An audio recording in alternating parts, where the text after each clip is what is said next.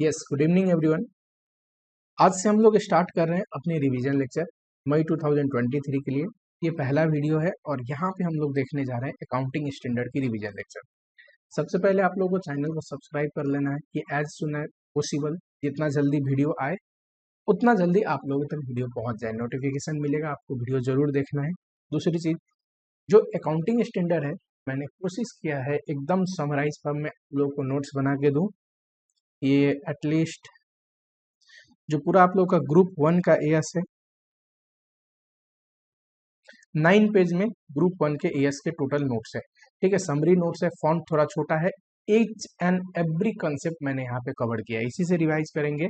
ठीक है, टोटल अपने ग्रुप 1 में जो एएस है वो है 1, 2, एएस 3 है ना, 10, 11, 12, 13, 14, 16, जिसमें से 13 एंड 14 के लिए हम चैप्टर्स भी पढ़ेंगे।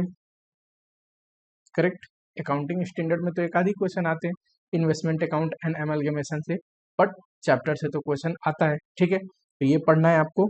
और दूसरा एएस 3 ये है कैश फ्लो स्टेटमेंट का, तो इसके लिए भी हम चैप्टर भी पढ़ेंगे।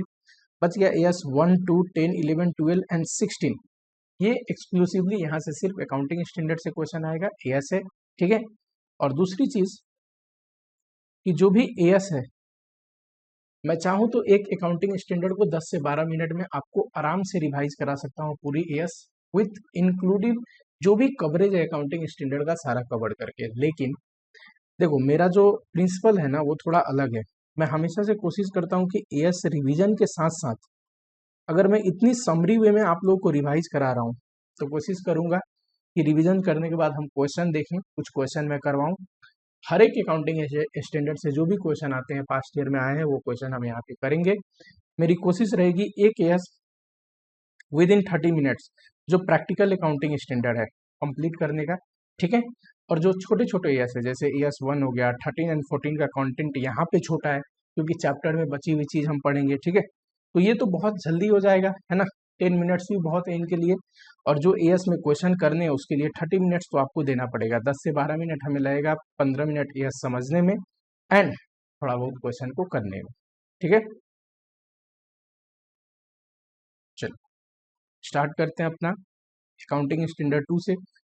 सबसे पहले आप लोग वीडियो को लाइक जरूर करना अगर वीडियो आप लोगों को पसंद आता है तो। जो भी क्वेरी है कमेंट करो, बहुत सारे बच्चों का बहुत सारे क्वेश्चन आते हैं कमेंट में एंड कई बार मुझे ऐसा लगता है कि कमेंट में इसको टाइप करके बता पाना मुश्किल है।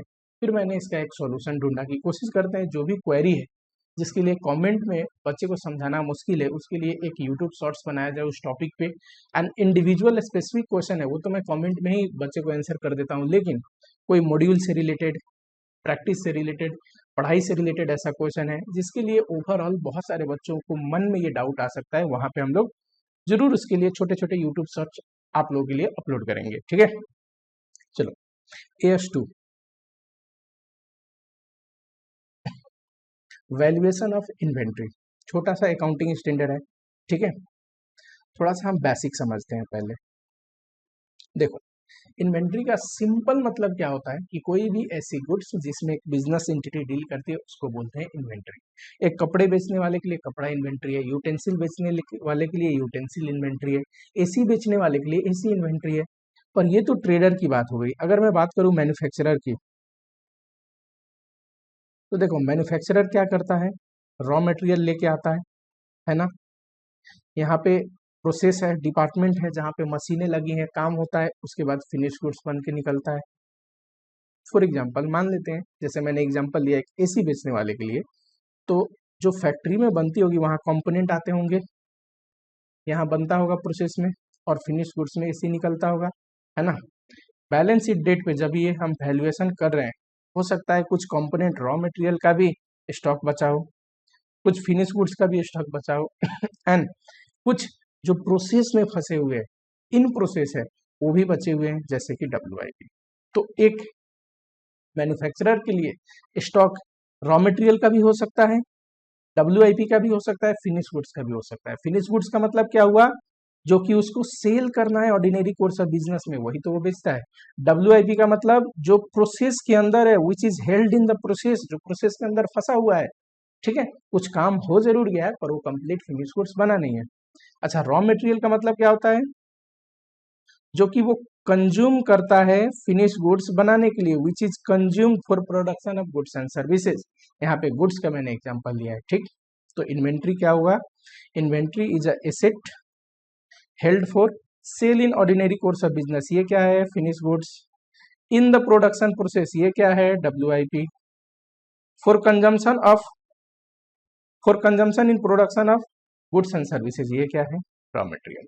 अच्छा, डेफिनेशन कहता है एक्सेप्ट, अगर कोई मशीन स्पेयर है, मशीन के छोटे मोटे पार्ट, सर्विस इक्विपमेंट, जो मशीन को सर्विसिंग करने के लिए छोटे मोटे जो इक्विपमेंट चाहिए होते हैं, या स्टैंड बाई इक्विपमेंट जो कभी कभार काम आते हैं, वो अगर PPE की डेफिनेशन को मैच करते हैं AS10 के अनुसार तो उनकी ट्रीटमेंट AS10 के अनुसार प्रॉपर्टी प्लांट इक्विपमेंट मान के करेंगे, यहां से AS2 से एक्सक्लूड करके, ठीक है, प्रोवाइडेड कि वो PPE की डेफिनेशन को मीट करते हो। चलो फिर आते हैं वैल्यूएशन पे। वैल्यूएशन ऑफ इन्वेंट्री, वैल्यूएशन करने से पहले आपको पता होनी चाहिए वैल्यूएशन कर क्यों रहे, है ना। किसी बच्चे को पता है तो चलो कमेंट बॉक्स में फटाफट से लिखो कि वैल्यूएशन कर क्यों रहे। फिलहाल देखो, रॉ मटेरियल कंजम्पशन या फिर मटेरियल कंजम्पशन, रॉ मटेरियल तो क्या बोलूं, मटेरियल कंजम्पशन एक एक्सपेंस है जो PL में जाता है। अच्छा, कंजम्पशन निकलता कैसे है, opening plus purchase minus closing, closing stock, तो ये आ जाता है कंजम्पशन, करेक्ट। अब जब ये कंजम्पशन खर्चा है, PL में डेबिट होता है, आप देखे होंगे परचेज के बाद change in raw material, opening minus closing, वहां पे हम लोग लिखते हैं, ठीक है, तब आता है कंजम्पशन यानी कि क्लोजिंग स्टॉक अगर ज्यादा है तो रॉ मटेरियल कंजम्पशन कम आएगा, मटेरियल कंजम्पशन है कि नहीं, और कम आएगा तो प्रॉफिट ज्यादा आएगा, जब खर्चा कम आएगा तो प्रॉफिट ज्यादा आएगा, है ना। तो क्लोजिंग स्टॉक इंपैक्ट करता है रिडक्शन इन कॉस्ट, जितना क्लोजिंग स्टॉक ज्यादा होगा उतना कॉस्ट कम आएगा, कंजम्पशन कॉस्ट एंड प्रॉफिट ज्यादा आएगा। वैल्यूएशन इसका करना जरूरी है क्योंकि इसका impact profit and loss statement पे भी पड़ता है, ठीक है। इन्वेंट्री दो जगह दिखती है, तो प्रॉफिट एंड लॉस स्टेटमेंट पे इम्पैक्ट करेगा करेगा, फिर सब्सिक्वेंटली हम बैलेंस शीट में भी, करेंट एसेट में दिखाते हैं, ठीक। आ जाओ, रॉ मटेरियल की जो वैल्यूएशन है सॉरी, वो होता है कॉस्ट और NRV whichever is lower, cost और NRV whichever is lower, यानी कि मान लेते हैं कॉस्ट 100 रुपया है और NRV 80 रुपीज है, तो किस पे वैल्यू करेंगे, which ever is lower 80 rupees पे, कॉस्ट और NRV whichever is lower. अब ये जो रूल है ना वैल्यूएशन का, ये जनरल रूल है, WIP फिनिश गुड्स के लिए तो यही है, कॉस्ट और NRV whichever is lower. अभी डिटेल में देखेंगे कॉस्ट क्या होता है, NRV क्या होता है, फिलहाल रूल देखते हैं। लेकिन रॉ मटेरियल के ना थोड़ा सा चेंज है, क्योंकि देखो रॉ मटेरियल क्यों आया है, फिनिश गुड्स बनने के लिए, रॉ मटेरियल हम सेल करने के लिए लाते नहीं है, फिनिश गुड्स में कंजम्पशन होने के लिए, रॉ मटेरियल कंज्यूम होगा तो फिनिश गुड्स बनेगा। तो valuation of raw material depends upon valuation of finish goods. अगर फिनिश गुड्स कॉस्ट पे वैल्यू हो रखा है तो रॉ मटेरियल भी कॉस्ट पे वैल्यू होगा, है ना। एंड इसका मतलब है कि फिनिश गुड्स एक स्टैंडर्ड क्वालिटी का है। अब फिनिश गुड्स अदरवाइज, अदरवाइज का मतलब NRV पे वैल्यू हो रखा है तो रॉ मटेरियल रिप्लेसमेंट कॉस्ट पे वैल्यू करेंगे। इसका लॉजिक डिटेल में आप लोगों को रिवीजन लेक्चर में बताना मुश्किल है, पर जो नॉर्मल लेक्चर है इसमें इसका लॉजिक हमने पढ़ाया था कि रिप्लेसमेंट कॉस्ट पे क्यों वैल्यू होता है, ठीक, याद रखोगे। चलो कॉस्ट देखते हैं, कॉस्ट ऑफ इन्वेंट्री। इन्वेंट्री में हमने देखा ना अभी, ये एक रॉ मटेरियल होता है, WIP जो प्रोसेस में फंसा हुआ है, रॉ मटेरियल डल गया है मशीन में, डिपार्टमेंट में, कुछ काम हो चुके हैं लेकिन फिनिश गुड्स बना नहीं, और एक फिनिश गुड्स जो कि फिनिश गुड्स तैयार हो गया। हमारे केस में कंपोनेंट था जिससे हम AC बना रहे थे और बीच में फंसे हुए कुछ मटेरियल थे, मान लो बैलेंस शीट डेट आ गया, कुछ मटेरियल ऐसे है जो फैक्ट्री में काम चल ही रहे हैं, ना फिनिश गुड्स बन पाए हैं और रॉ मटेरियल से कुछ काम हो चुका है उनपे। देखो सबसे पहले देखते हैं रॉ मटेरियल का कॉस्ट कैसे निकालते हैं, बड़ा सिंपल है। ये चीज मैंने कॉस्टिंग में, मटेरियल कॉस्टिंग में भी आपको बताई थी। यहाँ पे मान लो अपना सप्लायर है, करेक्ट, यहाँ पे मेरा स्टोर है जहाँ पे मैं रॉ मटेरियल ले आके रखता हूँ, ये मेरी फैक्ट्री हो गई, फैक्ट्री, और स्टोर से यहाँ पे फैक्ट्री में प्रोडक्शन डिपार्टमेंट है जहाँ पे बनता है, और यहाँ पे है शोरूम जहाँ पे फिनिश गुड्स स्टोर होता है। करेक्ट, ऐसे ही प्रोसेस होता होगा लॉजिकली सोचा जाए तो रॉ मटेरियल का कॉस्ट में परचेज प्राइस तो होता ही होता है जितने में हम खरीद रहे हैं, लेस कोई ट्रेड डिस्काउंट वगैरह मिल गया वो घटाओगे, ठीक है। एड कोई भी ऐसी टैक्सेज जो आपको पे करना पड़ रहा है और उसकी रिफंड आपको नहीं मिलेगी, उसकी क्रेडिट नहीं मिलेगी, तो वो आपका कॉस्ट का हिस्सा है, तो मैं टैक्सेज जोड़ लूं। तो ये तो परचेज प्राइस आ गया इन टोटालिटी में। साथ ही में और जितने भी खर्चे हैं जो प्रेजेंट लोकेशन एंड कंडीशन तक लाने के लिए, हमारा प्रेजेंट लोकेशन एंड कंडीशन क्या है, स्टोर तक लाने के लिए जितने भी खर्चे हैं सारे मटेरियल कॉस्ट में जुड़ते हैं, ठीक है। All other cost which are necessary to bring material to present location and condition shall be included in the cost of raw material, ठीक है। इसको आप डायरेक्टली एट्रीब्यूटेबल कॉस्ट भी बोल सकते हैं, चलो एंसिलियरली कॉस्ट भी बोल सकते हैं। यहाँ देखो परचेज प्राइस, उसमें ट्रेड डिस्काउंट घटा के नॉन रिफंडेबल टैक्सेस जोड़ोगे, और all other cost that are necessary to bring material present location वो सारे जोड़ोगे, जैसे लोडिंग, लोड हुआ, फ्रेट इंश्योरेंस रास्ते का है ना, अनलोडिंग हुआ, कमीशन, ब्रोकरेज, कुछ ब्रोकर के थ्रू अगर आपने सामान लिया है तो, ठीक है। फिलहाल इतना याद रखो आप। WIP एंड फिनिश गुड्स का कॉस्ट क्या होगा। अब देखो जरा सिंपल सा लॉजिक समझते हैं। फिनिश गुड्स कैसे होता है, रॉ मटेरियल आता है, यहाँ पे प्रोडक्शन डिपार्टमेंट में बनता है, उसके बाद फिनिश गुड्स निकलता है, करेक्ट। तो फिनिश गुड्स के कॉस्ट में रॉ मटेरियल का कॉस्ट तो होगा ही होगा, प्लस बनने का भी जितने भी खर्चा है, यानी कि लेबर का खर्चा, वेरिएबल ओवरहेड का खर्चा, फिक्स ओवरहेड का खर्चा, सारे जोड़ने के बाद फिनिश गुड्स का खर्चा आता है, करेक्ट। हाँ जी सर, करेक्ट, सिंपल सी बात है। रॉ मटेरियल के कॉस्ट में तो सिर्फ present location and condition store तक लाने का खर्चा लग रहा था, बट फिनिश गुड्स के कॉस्ट में रॉ मटेरियल प्लस सारे बनाने के खर्चे, ठीक। प्रॉब्लम ये है कि ये तीनों है डायरेक्ट कॉस्ट, ये दिए रहेंगे आपको, बिकॉज हमने पढ़ा है ना direct cost per unit incurred होते हैं, पर यूनिट हम चार्ज कर सकते हैं, हमें पता होता है पर यूनिट डायरेक्ट कॉस्ट कितने होते हैं, बट फिक्स कॉस्ट आपको इन टोटालिटी में देगा, पूरे साल का फिक्स कॉस्ट देगा, है ना।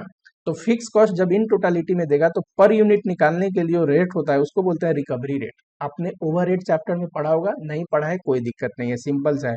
उसका फॉर्मूला होता है बजटेड ओवरहेड, पूरे साल का जो ओवरहेड ले लो, नॉर्मल प्रोडक्शन से जितना प्रोडक्शन यूनिट है उससे डिवाइड कर दो, ठीक है। अगर एक्चुअल प्रोडक्शन नॉर्मल से ज्यादा है तो एक्चुअल प्रोडक्शन से कर दो, ठीक है। तो ऐसे फिनिश गुड्स का भी पर यूनिट आ जाएगा, और आ जाएगा ये फिनिश गुड्स की total cost factory overhead charge करने के बाद, ठीक।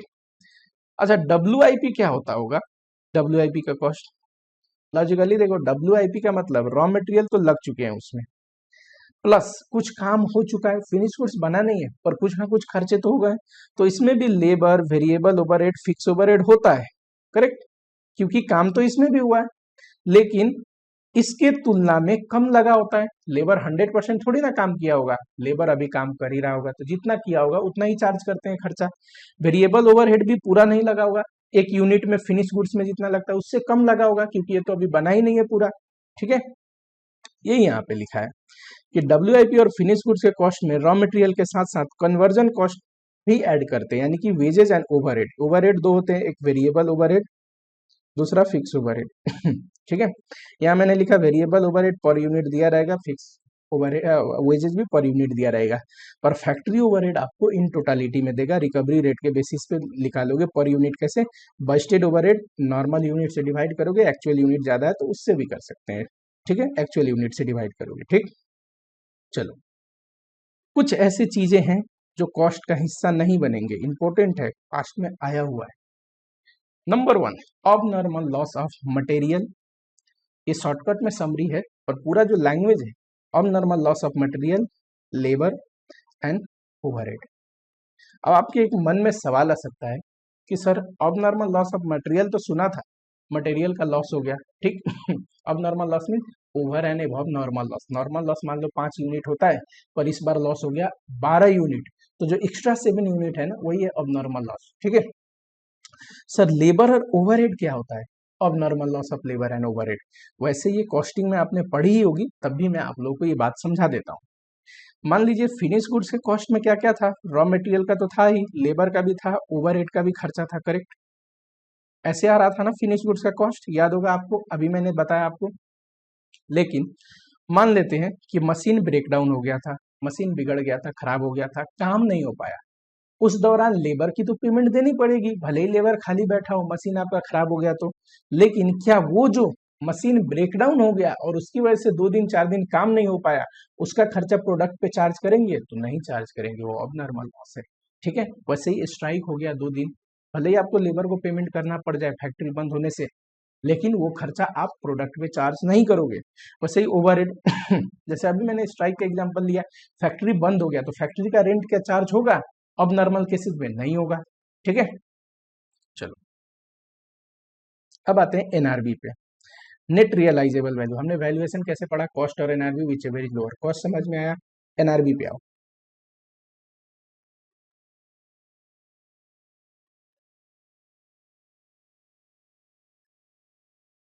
हाँ, एनआरबी का सिंपल मतलब होता है कि किसी भी स्टॉक को बेच के उस स्टेज पे, या किसी भी एसेट को बेच के उस स्टेज पे कितना पैसा रियलाइज किया जा सकता है, ठीक है। मान लीजिए आपके पास एक घड़ी है फॉर एन एग्जांपल, और आप उसको बेच के 5,000 रुपया रियलाइज कर सकते हैं, तो उस घड़ी का प्राइस जो एनआरबी है वो क्या है? 5,000 रुपीज। वैसे ही स्टॉक के लिए एनआरबी क्या होनी चाहिए? तो सेलिंग प्राइस, ठीक है, एक्सपेक्टेड सेलिंग प्राइस कितने में बेच सकता है, less expected cost to sell. अगर बेचने में मान लो ब्रोकरेज कमीशन लगता है तो वो घटा दोगे, ठीक है। प्लस साथ ही में कॉस्ट टू कंप्लीट क्या लिखा है, कई बार चीजें बेचने के लिए कुछ उस पर खर्चा भी करना पड़ता है, उसके बाद ही बिकते हैं। फॉर एग्जाम्पल WIP, ठीक है। WIP तो वो गुड्स है ना जो अभी कंप्लीट बना नहीं है, हो सकता है उसको बना के बेचना पड़े, कुछ और खर्चा करना पड़े, तो यस, बेच के कितना पैसा आएगा वो, प्लस अभी इस स्टेज के बाद और कितने खर्चे करने पड़ेंगे बेचने के लिए, वो भी घटाओगे, cost to complete and brokerage and commission cost, ठीक है।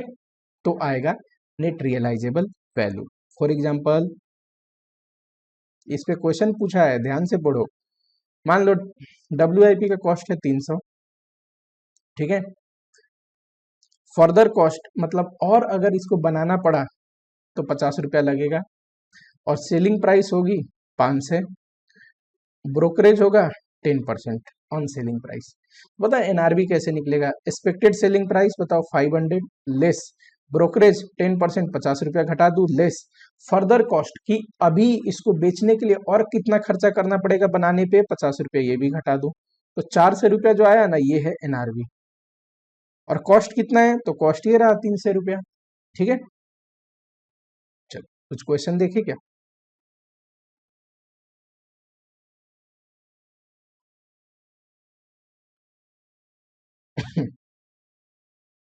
कह रहा है इन्वेंट्री के कॉस्ट से क्या क्या एक्सक्लूड करेंगे, आपको 4 चीज। अच्छा अभी हमने चारों चीज पढ़ी नहीं, अब नॉर्मल लॉस सिर्फ पढ़ा है। आ जाओ आ जाओ आ जाओ, ये रहा स्टोरेज कॉस्ट। देखो जब तक प्रोडक्शन के लिए स्टोरेज इंपॉर्टेंट ना हो, unless it is necessary for the production process, storage cost को नहीं मानते। Administrative overhead which are not directly related. देखो फिनिश गुड्स में तो ओवरहेड भी चार्ज होता है क्योंकि वो रिलेटेड है फिनिश गुड्स बनाने से, वो तो ठीक है।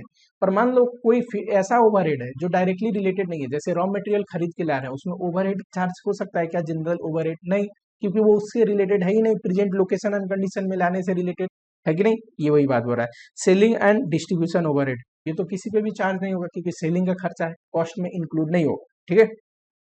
चलो अब क्वेश्चन देखो चार खर्चे मैंने बताए, अब normal waste of material labour लिख लोगे, ये आराम से।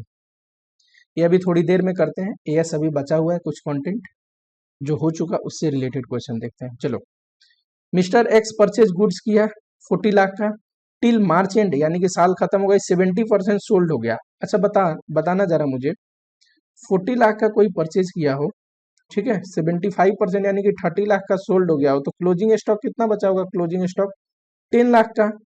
हमें क्लोजिंग स्टॉक का कॉस्ट पता है। अच्छा ये फिनिश गुड्स है ना, सामान ले आके बेच रहे हैं, रॉ मटेरियल तो है नहीं, क्योंकि रॉ मटेरियल का वैल्यूएशन हमने पढ़ा था depends upon valuation of finish goods, ठीक है।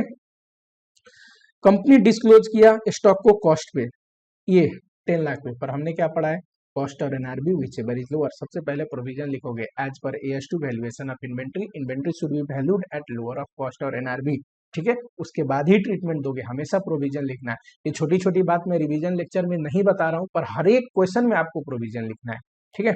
चलो, एक्सपेक्टेड सेल वैल्यू 11 लाख है और कमीशन है 10%। एनआरबी बताओ कैसे निकलता है एनआरबी। तो एनआरबी के लिए एक तो सर सेलिंग प्राइस में से क्या क्या घटाओगे, 11 लाख में से क्या क्या घटाओगे, तो ब्रोकरेज 10%, तो 1,10,000 ये घटेगा। फिनिश गुड्स है इसीलिए फर्दर कॉस्ट नहीं दिया हुआ है, तो 9,90,000 आया।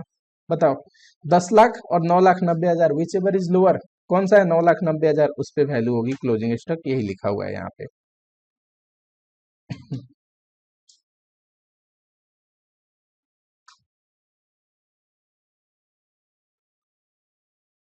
ये आ जाओ, वैल्यूएशन ऑफ फिनिश गुड्स से रिलेटेड। फिनिश गुड्स के कॉस्ट में क्या क्या आता है बताना जरा। मटेरियल तो आता ही है, लेबर भी आता है, वेरिएबल ओवरहेड भी आता है। मैंने क्या बोला था कि वो आपको दिया रहेगा पर यूनिट, तो ये तीनों जोड़ दोगे तो क्या आएगा 260 रुपीज, ठीक है। साथ ही में फिक्स ओवरहेड भी आता है, फिक्स ओवरहेड पर यूनिट नहीं देगा आपको, इन टोटालिटी में देगा, आपको निकालनी पड़ेगी। देखो टोटल फिक्स ओवरहेड कह रहा है 20 लाख है और 2 लाख नॉर्मल प्रोडक्शन है, तो डिवाइड करोगे, रिकवरी रेट निकालोगे या पर यूनिट बोल के निकालोगे, तो 20 लाख को 2 लाख से डिवाइड करोगे, क्या आएगा 10 रुपीज आएगा, ये भी जोड़ दो 10 रुपीज, तो टोटल में क्या आ गया फिक्स फिनिश गुड्स का कॉस्ट 270, ठीक है। 4,000 KG of finish goods where in stock. अब देखो वैल्यूएशन के लिए कॉस्ट और एनआरबी दोनों दिया रहना चाहिए, पर यहाँ पे संभव नहीं है वैल्यूएशन, पर हमें पूछा क्या है, you are required to value, ठीक है, तो हम सिर्फ कॉस्ट से इंटू कर देंगे, into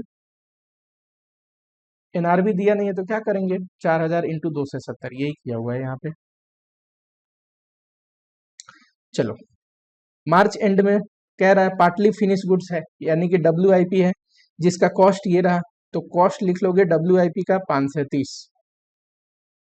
the unit can be finished in this much by adding expenditure, ये क्या है, अगले साल इसको फिनिश गुड्स बना सकते हैं इतना और खर्चा करके, फर्दर कॉस्ट है 3 से 10 रुपया, और उसके बाद सेल होगा, सेलिंग प्राइस दिया है 7 से 50 रुपया, ब्रोकरेज दिया है, ये सारा इंफॉर्मेशन क्यों दिया है, एनआरबी निकालने के लिए, ठीक है। Form secure advice regarding unfinished goods की वैल्यूएशन बताइए। चलो एनआरबी कैसे निकालोगे, तो सर एनआरबी निकालने के लिए सेलिंग प्राइस में से सबसे पहले ब्रोकरेज घटाऊंगा, तो ब्रोकरेज कितना आएगा 30 रुपीज 4%, ठीक है, और माइनस फर्दर कॉस्ट 3 से 10 रुपये, ये भी घटाऊंगा, तो कितना आ जाएगा 4 से 10 रुपये आएगा, ठीक है। ये आया एनआरबी। एनआरबी का फॉर्मूला हमने पढ़ा था, expected selling price less brokerage commission, जो भी सेलिंग से रिलेटेड खर्चा है वो, प्लस कुछ बनाने में भी खर्चा लगेगा वो भी, ठीक है। Which ever is lower, cost ये रहा, एनआरबी ये रहा, लोअर कौन सा है, एनआरबी है 4 से 10, तो 4 से 10 पे वैल्यू करेंगे, ठीक है, यही लिखा हुआ है यहाँ पे।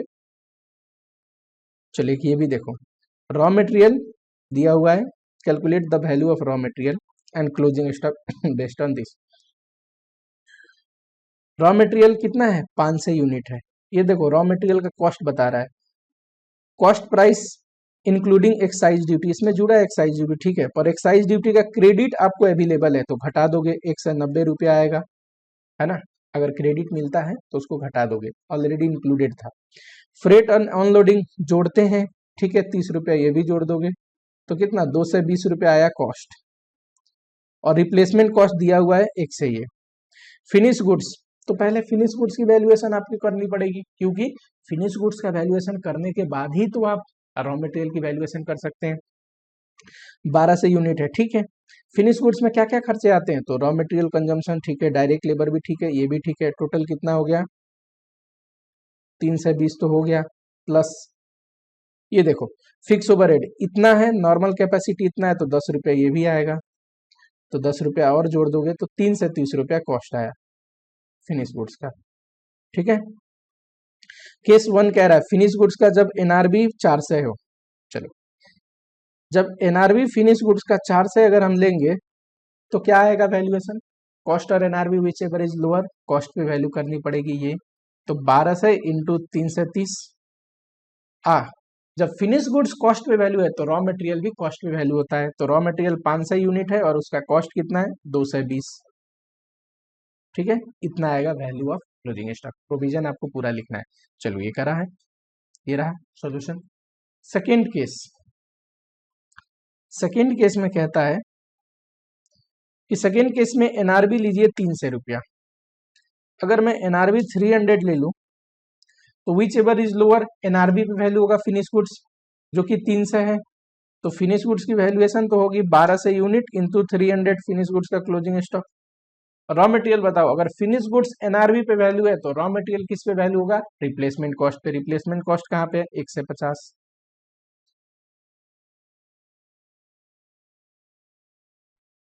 ठीक है, चलो ये सॉल्यूशन ये रहा, समझ में आया क्या? छोटा है, आसान है, एएस में कुछ नहीं रखा हुआ है। अगला टॉपिक करते हैं, जरा आगे बढ़ते हैं। Some other consideration in AS two, joint and by product. बड़ा सिंपल सा है, ज्वाइंट प्रोडक्ट का वो मतलब नहीं जिसका ज्वाइंट कॉस्ट में 2 या 2 से ज्यादा प्रोडक्ट निकलते हैं। तो कैसे कॉस्ट में बांटेंगे, on the basis reasonable basis के रेट पे। ठीक है, जैसे फिजिकल यूनिट हो गया, sale value at split up. Joint and by product costing में हमने पढ़ा है। बाई प्रोडक्ट का ट्रीटमेंट हमने क्या पढ़ा है, सबसे बेहतर ट्रीटमेंट वो है कि बाई प्रोडक्ट का जो सेल वैल्यू है वो ज्वाइंट कॉस्ट से आप घटा दीजिए, अब बचे हुए ज्वाइंट कॉस्ट बचे हुए ज्वाइंट प्रोडक्ट पे बांट दीजिए। यही मैंने यहाँ पे लिखा हुआ है। ठीक है, एएस2 में इससे रिलेटेड क्वेश्चन कुछ नहीं पूछेगा, इससे ज्यादा डिटेल में तो हम कॉस्टिंग में पढ़ते हैं। Interest and borrowing cost. देखो एएस2 कहता है कि इंटरेस्ट एंड बोरोइंग कॉस्ट को एक्सक्लूड करना चाहिए। क्यों, क्योंकि प्रेजेंट लोकेशन एंड कंडीशन में ले आने के लिए तो खर्चा है ही नहीं। हमने क्या पढ़ा, परचेज प्राइस, डिस्काउंट घटाएंगे, नॉन रिफंडेबल टैक्स से जोड़ेंगे और सारे और खर्चे जो प्रेजेंट लोकेशन एंड कंडीशन में लाने तक के है वो हम लोग ऐड करेंगे। लेकिन बोरोइंग कॉस्ट तो उससे रिलेटेड है नहीं, पर एक AS16 है बोरोइंग कॉस्ट का जो कहता है कि अगर क्वालिफाइंग एसेट है तो उसकी बोरोइंग कॉस्ट हम कैपिटलाइज करते हैं। ठीक, और क्वालिफाइंग एसेट इन्वेंट्री भी हो सकता है, तो AS16 के अनुसार कैपिटलाइज करेंगे अगर क्राइटेरिया मीट करता है तो। एक्सचेंज डिफरेंस है तो कॉस्ट इन्वेंट्री कॉस्ट में इंक्लूड करने की जरूरत नहीं है। AS11 में हम डिटेल में पढ़ेंगे इसको कि मान लो कोई चीज हम परचेज करते हैं फॉरेन से, फॉरेन करेंसी ट्रांजैक्शन, तो उस समय मैं याद दिलाऊंगा इस बात को थोड़ी देर में, अभी रिवाइज करते टाइम। स्पेशल वैल्यूएशन, इम्प्टी बोतल नील या फिर नॉमिनल वैल्यू, जैसे 1 रुपए पे रेस्टोरेंट वगैरह में इम्प्टी बोतल का इन्वेंट्री होता है ना, वो वाली चीज है। फॉरवर्ड कॉन्टैक्ट कॉस्ट पे वैल्यू करेंगे, फॉरवर्ड कॉन्टैक्ट भी AS11 में अभी डिटेल में पढ़ने वाले हैं। आइटम बाय आइटम वैल्यूएशन, ये बढ़िया है। देखो कहता है ना, मान लो 2-3 आइटम है ABC, सबका अपना कॉस्ट होगा, अपना NRV होगा। फॉर एग्जांपल 2 ही आइटम का एग्जांपल देता हूँ, 100, 80, 70, 60, 75। ठीक है। अब इंडिविजुअल वैल्यूएशन करें कि कॉस्ट और NRV whichever is lower, A का इतना और बी का इतना, कि टोटलिटी में वैल्यू करें।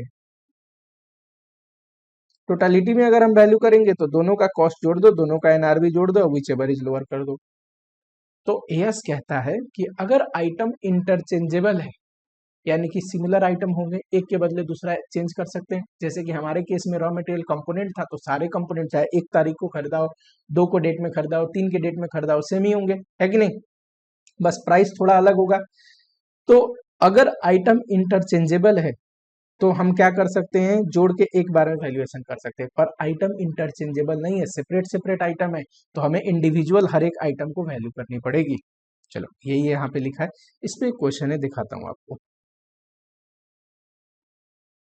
हाँ जी। यहाँ पे लिखा है company deal with 3 product ABC जो कि सिमिलर और इंटरचेंजेबल नहीं है, तो इंडिविजुअल वैल्यूएशन करनी पड़ेगी इच प्रोडक्ट का। ये प्रोविजन पहले लिखोगे फिर करोगे। चलो फिर ABC तीनों का कॉस्ट और NRV दिया है। अब जब सिमिलर एंड इंटरचेंजेबल नहीं है तो इंडिविजुअल वैल्यूएशन करोगे। ए का वैल्यूएशन कॉस्ट और NRV whichever is lower 28 पे होगा, बी का कॉस्ट और NRV whichever is lower, इसका दोनों सेम है, सी का कॉस्ट और NRV whichever is lower 16 पे होगा, और ये आएगा वैल्यू। ठीक है, ये टोटल में जोड़ के आप नहीं कर सकते, टोटल में ऐड करोगे तो कितना आएगा, 88, 84। ठीक है, 84 पे क्या वैल्यूएशन कर सकते हैं, ऐड करके कॉस्ट और NRV whichever is lower, नहीं कर सकते, आइटम इंटरचेंजेबल नहीं है, इंडिविजुअल वैल्यूएशन करनी पड़ेगी। ठीक है, ये 6 आएगा, 1576 में वैल्यू होगी। ठीक है।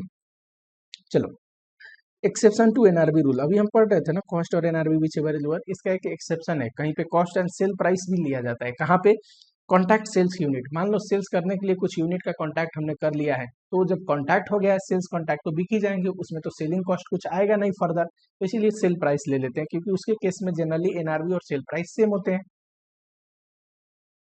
अगला कॉन्सेप्ट, कॉस्ट फार्मूला, इसके लिए हमें चाहिए थोड़ा स्पेस।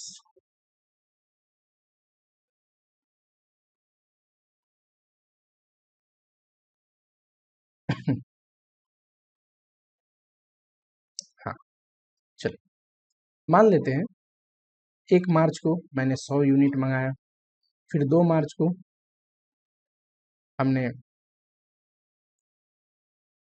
15 मार्च को, फॉर एग्जांपल 15 मार्च को हमने 150 यूनिट मंगाया, करेक्ट। लास्ट में 31 मार्च को, फॉर एग्जांपल अलग अलग डेट में मंगाते हैं, इश्यू होता है, इश्यू है 200 यूनिट और लास्ट में बचा है 50 यूनिट। बताओ यहाँ पे कंसेप्ट क्या आता है कि अलग अलग डेट में अगर हम इन्वेंट्री लेके आते हैं और पूरी साल में देखो बहुत बार इन्वेंट्री आएगा, बहुत बार इश्यू होगा, तो बचे हुए इन्वेंट्री को वैल्यू कैसे करें, उसका कॉस्ट कैसे निकालें, उसके 2 तरीके जो एएस सजेस्ट करता है। अगर इन्वेंट्री सिमिलर एंड इंटरचेंजेबल है, जैसे कि मान लो मैं एक ही फिनिश गुड बनाता हूँ और उसी का रॉ मटेरियल पूरे साल खरीदता हूँ और उसी को यूज करके सेमी फिनिश गुड्स बनाता हूँ, तो सारे रॉ मटेरियल सेम ही होंगे, इंटरचेंजेबल होंगे, सिमिलर होंगे, तो उस केस में फीफो मेथड या फिर वेटेड एवरेज मेथड लगा सकते हैं। पर फॉर एग्जांपल मान लो कि मैं कोई, ये तो मेरा रेगुलर प्रोडक्ट है, जैसे कंपोनेंट लाके एसी बना रहा था, मान लो यहाँ पे प्लांट एंड मशीनरी एक बनानी थी मुझे और कोई और यूनिट मैंने परचेज किया, ये जो रॉ मटेरियल ये है इनका नहीं, कोई दूसरा रॉ मटेरियल का स्पेसिफिक प्रोजेक्ट के लिए, जो कि इंटरचेंजेबल नहीं है, सिमिलर नहीं है, अलग सा रॉ मटेरियल है, तो उसकी वैल्यूएशन उसकी इंडिविजुअल कॉस्ट पे करनी पड़ेगी, वहां पे आप फीफो या वेटेड एवरेज मेथड नहीं लगा सकते। ठीक है, ये यहाँ पे लिखा हुआ है। एंड स्टोर लेजर में हमने डिटेल में दिखाया FIFO method, first in first out, कि इश्यू पैटर्न कैसे होते हैं, पहले जो आया वो पहले इश्यू हुआ होगा प्रोडक्शन के लिए, वेटेड एवरेज में टोटल वैल्यू को टोटल यूनिट से डिवाइड करके वेटेड एवरेज प्राइस पे, तो ये यहाँ पे जरूरत नहीं है। ठीक है, चलो, ये बढ़िया कंसेप्ट है treatment of material loss, costing में भी हमने पढ़ा है, यहाँ पे भी पढ़ते हैं। देखो मटेरियल लॉस 2 किस्म का हो सकता है, एक नॉर्मल एक अबनॉर्मल। नॉर्मल मतलब which is inherent to the nature of business, कि अगर आप बिजनेस करते हैं तो इतना लॉस तो होगा ही। Abnormal loss over and above normal loss, मान लो आप 100 यूनिट खरीद के लेके आते हैं और 5% लॉस हो जाता है, यानी कि 5 यूनिट और 95 ही आपको मिलता है, तो ये 5% जो हमेशा लॉस हो जाता है ये है नॉर्मल लॉस। ठीक है, ये है नॉर्मल लॉस। ठीक, कभी क्या हुआ कि एक्सीडेंट की वजह से आपको सिर्फ 50 यूनिट मिला, 50 यूनिट लॉस हो गया, तो 5 यूनिट तो नॉर्मल लॉस है, एडिशनल जो 45 लॉस हो गया ओवर एंड अबव नॉर्मल, उसको बोलते हैं अब नॉर्मल लॉस। ध्यान रखना, नॉर्मल लॉस गुड यूनिट से रिकवर करते हैं, यानी कि बेच के हम कस्टमर से रिकवर करते हैं, वो अपना लॉस नहीं मानते, और अब नॉर्मल लॉस हम कस्टमर से रिकवर नहीं कर सकते। अगर अब नॉर्मल लॉस चार्ज कर दिए प्रोडक्ट में, प्रोडक्ट महंगा हो जाएगा, कॉम्पिटेटिवनेस घट जाएगी और कोई हमारा प्रोडक्ट परचेज नहीं करेगा। ठीक, चलो कॉस्ट पर यूनिट कैसे निकालोगे, टोटल कॉस्ट में से टोटल यूनिट डिवाइड करने पे कॉस्ट पर यूनिट आना चाहिए, है ना। पर नॉर्मल लॉस यूनिट घटाओगे तभी तो नॉर्मल लॉस यूनिट घटने के बाद पर यूनिट कॉस्ट बढ़ जाएगा और प्रोडक्ट पे चार्ज होगा, तो हम कस्टमर से रिकवर करेंगे। जब यूनिट में से नॉर्मल लॉस यूनिट घटा रहे हैं तो उस यूनिट को बेच के कुछ रिकवरी आती है नॉर्मल लॉस यूनिट को, तो उसकी रिकवरी भी ऊपर टोटल कॉस्ट से आपको घटानी पड़ेगी। ठीक है, और जब कॉस्ट पर यूनिट आ जाएगा तो अब नॉर्मल लॉस कैसे निकालेंगे, अब नॉर्मल लॉस की unit into cost per unit. चलो एक क्वेश्चन देखो इस पे,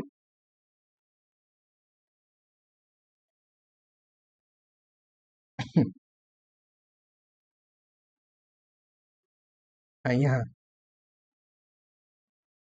कह रहा है कैपिटल केबल लिमिटेड हैज 4%, जो प्रोडक्शन प्रोसेस है उसमें लॉस होता है ड्यूरिंग ईयर, कितना यूज किया 12,000, तो 4% लॉस होने का मतलब है 480 यूनिट लॉस होना, ये क्या है नॉर्मल लॉस, जो हमेशा हो जाता है इतना प्रोडक्शन प्रोसेस में।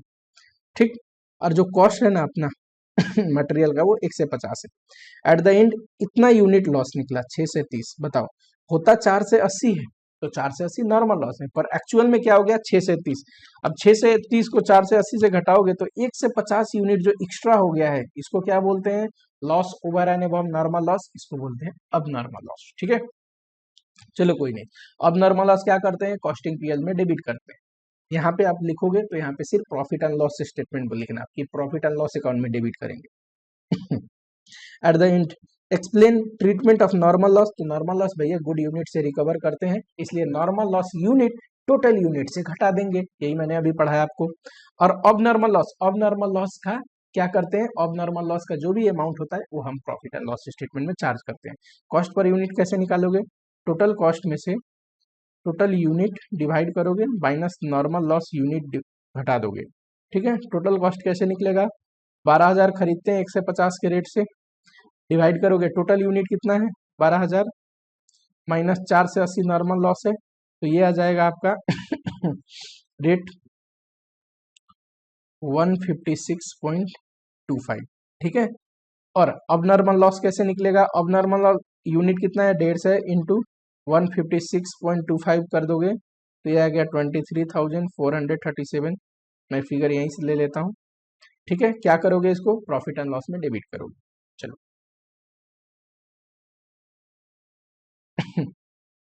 यहाँ पे अपना AS2 होता है कंप्लीट। बहुत अच्छे तरीके से आपको मैंने AS2 पढ़ाया, पूरी कवरेज करके पढ़ाई, इससे बाहर क्वेश्चन नहीं आने वाला है, बढ़िया से क्वेश्चन देख लेना, मैंने क्वेश्चन भी करा दिया आपको। चलो अब आते हैं AS10 पे, प्रॉपर्टी प्लांट इक्विपमेंट। फटाफट देखो, किसी भी चीज़ को एसेट होने के लिए हमेशा मैं आपको बताता हूँ क्या होना जरूरी है, उससे इंटरप्राइज को फ्यूचर इकोनॉमिक बेनिफिट होना जरूरी है। ठीक, अगर बेनिफिट नहीं होता फ्यूचर इकोनॉमिक तो वो एसेट नहीं है। और दूसरा, कॉस्ट कैन बी मेजर रिलेबली, तो ये तो रिकॉग्निशन क्राइटेरिया भी है कि फ्यूचर इकोनॉमिक बेनिफिट होना जरूरी है, कॉस्ट कैन बी मेजर रिलेबली। अब इकोनॉमिक बेनिफिट किसी एसेट से बहुत किस्म से आ सकता है, उसको रेंट पे दे दो और रेंटल इनकम कमाओ, ये भी फ्यूचर इकोनॉमिक बेनिफिट है।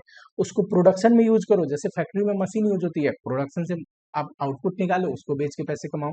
ठीक है या फिर थर्ड, कई बार हम बिजनेसेस चलाते हैं तो एडमिनिस्ट्रेटिव पर्पस के लिए, यानी कि एडमिनिस्ट्रेटिव डिपार्टमेंट में क्या बिल्डिंग नहीं चाहिए, एडमिनिस्ट्रेटिव डिपार्टमेंट में फर्नीचर नहीं चाहिए, वो भी तो हमारे लिए एसेट है। ठीक, तो एसेट का मतलब क्या हुआ, यहाँ पे देखो एक छोटा सा चीज बता दूं पहले, एसेट फिक्स एसेट भी हो सकता है, करेंट एसेट भी हो सकता है। करेंट एसेट मतलब जिसका बेनिफिट रियलाइज हो जाता है विद इन 12 मंथ, यानी कि जो कि held for realisation within 12 month, more than 12 month अगर यूज करके बेनिफिट रियलाइज करते हैं तो वो है फिक्स एसेट। फिक्स एसेट होता है टेंजिबल, टेंजिबल का मतलब जिसकी फिक्स फिजिकल एग्जिस्टेंस है, और एक है इंटेंजिबल अब फिक्स एसेट, जो टेंजिबल फिक्स एसेट है उसका है AS10 और इसका नाम है प्रॉपर्टी प्लांट इक्विपमेंट, और जो इनटेंजिबल है उसका है AS26। AS26 अलग से पढ़ेंगे, ठीक है, और वो है ग्रुप 2 में। तो यही पढ़ रहे हैं tangible fixed asset property plant equipment.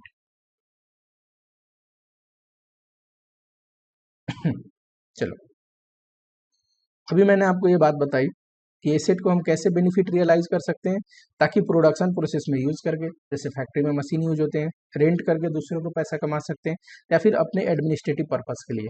और कब तक, 12 महीने से ज्यादा, तभी तो fix asset property plant equipment में आएगा। ठीक है, property plant equipment tangible fixed asset का नया नाम है। ठीक, AS10 का नाम क्या है, प्रॉपर्टी प्लांट इक्विपमेंट। चलो, इनिशियल रिकॉग्निशन, किसी भी एसेट को जब आप खरीद के लेके आते हैं तो बुक में जिस प्राइस पे रिकॉर्ड करते हैं ना, उसको बोलते हैं इनिशियल रिकॉग्निशन। अगर आप कैश में परचेज करके लेके आते हैं तो किस प्राइस पे रिकॉर्ड करेंगे, रेडी टू यूज के लिए जितना खर्चा लगता है ना, खरीदने से लेके रेडी टू यूज कंडीशन में लाने के लिए, वो सारे कॉस्ट।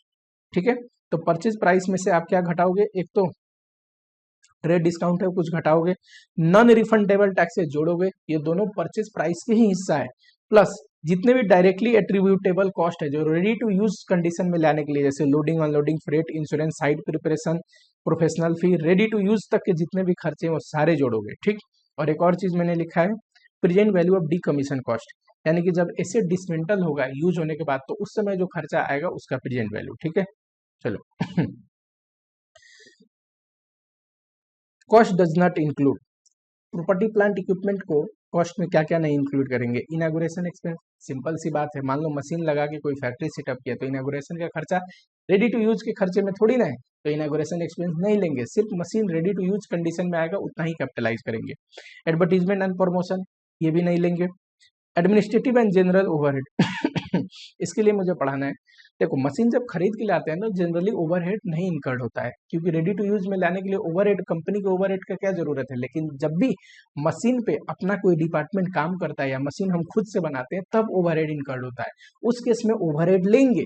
मान लीजिए मशीन इंस्टॉल कर रहे हैं, ठीक है, कोई टेक्नीशियन लगा, 15 दिन तक वो लग के इंस्टॉल कराए, जो कि टेक्नीशियन अपने ही कंपनी का है, तो उस टेक्नीशियन का 15 दिन की सैलरी उस मशीन के कॉस्ट में कैपिटलाइज होगा, ये कहने का मतलब है। ठीक, मान लो कोई दूसरा मशीन यूज हुआ उसको इंस्टॉल करने में, तो उसका डिप्रिसिएशन भी कैपिटलाइज होगा। ठीक, परचेज के केस में जनरली ये कम होता है, पर जब हम खुद से बनाते हैं मशीन तो उस केस में आता है। ठीक, यहाँ पे अभी पढ़ेंगे self construct assets, property plant equipment. ठीक एसेट रीएलोकेशन कॉस्ट, इसका मतलब क्या होता है? कई बार एसेट को हम एक जगह से दूसरी जगह शिफ्ट करते हैं नए मशीन को इंस्टॉल करने के लिए, ये भी नहीं लेंगे। ट्रेनिंग कॉस्ट भी नहीं लेंगे, इनिशियल ऑपरेटिंग लॉस भी नहीं लेंगे, इंटरेस्ट कॉस्ट भी नहीं लेंगे। इसके लिए AS 16 पढ़ेंगे। AS 16 में अगर क्वालिफाइंग एसेट है तो कैपिटलाइज करते हैं बोरोइंग कॉस्ट। अच्छा इनिशियल ऑपरेटिंग लॉस में क्या आएगा? मान लो मशीन लगा, ठीक है, और स्टार्टिंग में क्या होता है, कई बार आउटपुट उतना नहीं निकाल पाता है एम्प्लॉय जितना एक, मान लो नए मशीन पे कई बार इंसान को सेट होने में टाइम लगता है, ठीक है, तो डिक्रीज इन आउटपुट, कई बार decrease in quality of output, कई बार ऐसा होता है कि मशीन से जो आउटपुट भी निकल रहे हैं वो लो क्वालिटी के निकल रहे हैं, क्योंकि स्टार्टिंग में आपको मशीन चलाने नहीं आ रहा है, आप मशीन में जो प्रोडक्ट बना रहे हो खराब हो जा रहे हैं। ठीक, तो यह है इनिशियल ऑपरेटिंग लॉस। चलो जर्नल एंट्री कैसे पास करोगे? एसेट अकाउंट डेबिट, ठीक है, टू बैंक जितना आपने पेमेंट किया, और ये डीकमीशनिंग कॉस्ट प्रेजेंट वैल्यू, ये तो पेमेंट किया नहीं है, फ्यूचर कॉस्ट को प्रेजेंट वैल्यू में ले आके आपने ऐड किया है, तो इसको अलग से लिखोगे, ये एक प्रोविजन बना रहेगा। चलो वही एसेट अगर सेल्फ कंस्ट्रक्टेड है तो खुद अपने बिल्डिंग में एसेट बना रहे हैं, मान लो मैं अपनी फैक्ट्री में ही एसेट बना रहा हूँ, तो जितने भी खर्चे लगेंगे मटेरियल लेबर ओवरहेड सारे जोड़ूंगा। मैंने अभी बोला ओवरहेड जनरली बाई करके ले आते हैं एसेट तो वहां नहीं लगता, पर ओवरहेड हाँ खुद से बनाते हैं तो जो भी ओवरहेड लगेगा सब जोड़ेंगे, एक्सेप्ट इंटरनल प्रॉफिट। मान लो एक बार क्वेश्चन पूछा है पास्ट ईयर में, ये रियल क्वेश्चन है कि कंपनी ने एसेट बनाई 4,50,000 लगा, लेकिन वही एसेट अगर हम मार्केट से लेते तो 6 लाख लगता, कंपनी 6 लाख कैपिटलाइज करना चाहती है, नहीं, एक्चुअल कॉस्ट जो इनकर्ड हुआ सिर्फ उतना, कोई नोशनल प्रॉफिट कैपिटलाइज करने की जरूरत नहीं। या फिर मान लो ऐसा बोलेगा, ये भी क्वेश्चन आया हुआ है जो मैं दूसरा एग्जाम्पल दे रहा हूँ, ये हम एसेट बना रहे हैं, ठीक है, डिपार्टमेंट ए की मदद लगी, डिपार्टमेंट ए से जो टेक्नीशियन आया वो 2 महीने काम किया, तो 2 महीने की उसकी सैलरी भी एसेट के कॉस्ट में जोड़ेंगे। लेकिन उन्होंने क्या किया कि 15,000 सैलरी था, उसमें प्रॉफिट जोड़ के 16,000 का बिल भेजा हमें, ठीक है, तो जो 1,000 प्रॉफिट है ना, this is internal profit, notional profit, ये नहीं जोड़ना। ठीक, चलो याद रहेगा। अब नॉर्मल वेस्टेज, किसी भी चीज में अब नॉर्मल लॉस का कॉस्ट इंक्लूड नहीं होता, चाहे प्रॉपर्टी प्लांट इक्विपमेंट है, थोड़ी देर पहले मैंने AS2 पढ़ाया था, वहां पे भी बताया था अब नॉर्मल वेस्टेज नहीं जोड़ेंगे। क्वेश्चन देख ले थोड़ा।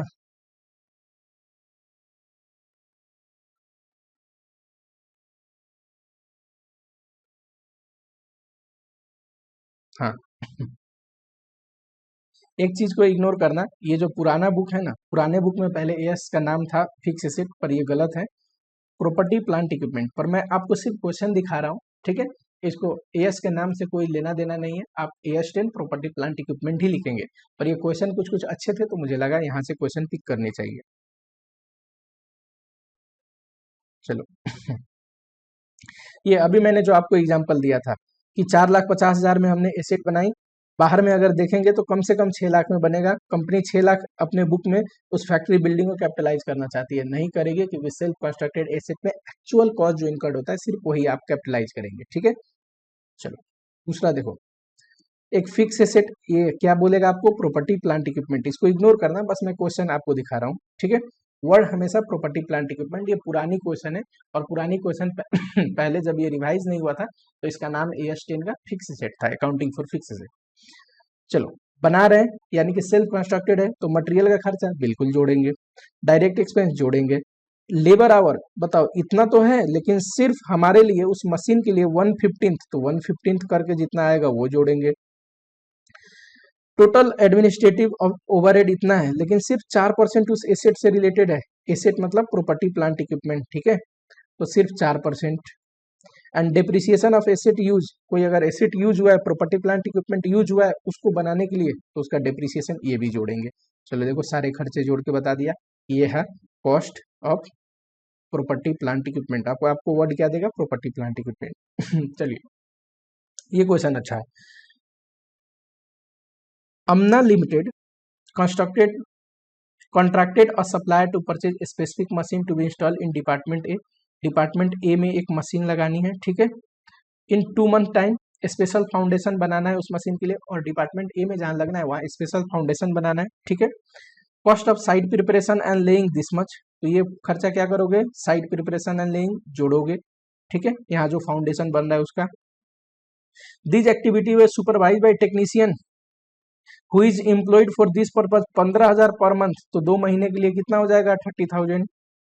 टेक्नीशियन का जो सर्विस है वो डिपार्टमेंट बी से आया था, डिपार्टमेंट बी अपना टेक्नीशियन भेजा था, और उन्होंने पता है 15,000 पर मंथ सैलरी है, पर 16,500 करके भेजा, 10% मार्जिन जोड़ के। मैंने अभी बताया सेल्फ कंस्ट्रक्टेड एसेट के केस में इंटरनल प्रॉफिट नहीं जोड़ेंगे, याद रहेगा क्या, ठीक है। तो 16,500 इंटू 2 ना करके 15,500 इंटू 2, और नोट्स में ये बात लिखोगे आप।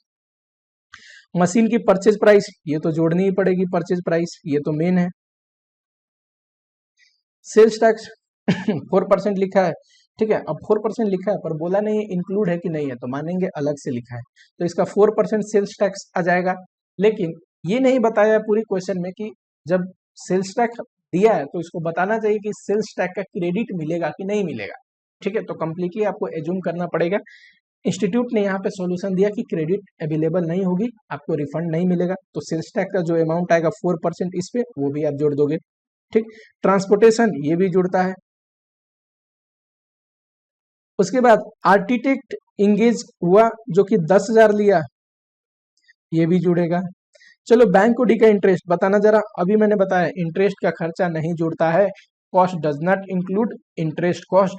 AS 16 के अनुसार अगर क्वालिफाई करता है और उसी के लिए हमने बोरो किया है, बोरोइंग कॉस्ट से इनकर्ड हुआ है, AS 16 डिटेल में पढ़ेंगे, बहुत सारे क्राइटेरिया सारे मैच होने के बाद ही इंटरेस्ट कॉस्ट कैपिटलाइज होता है, ठीक है, तो इंटरेस्ट कॉस्ट को भी नहीं जोड़ेंगे। यही देखो यहाँ पे ये लिया, ये माना है क्या कि नॉन रिफंडेबल है। यहाँ पे मुझे पढ़ाने में क्या था सबसे इंपॉर्टेंट, टेक्नीशियन की सैलरी, ठीक है। टेक्नीशियन की सैलरी में क्या लिखोगे, इंटरनल प्रॉफिट नहीं जोड़ी जाती। चलो अच्छा है कि ये क्वेश्चन देखना,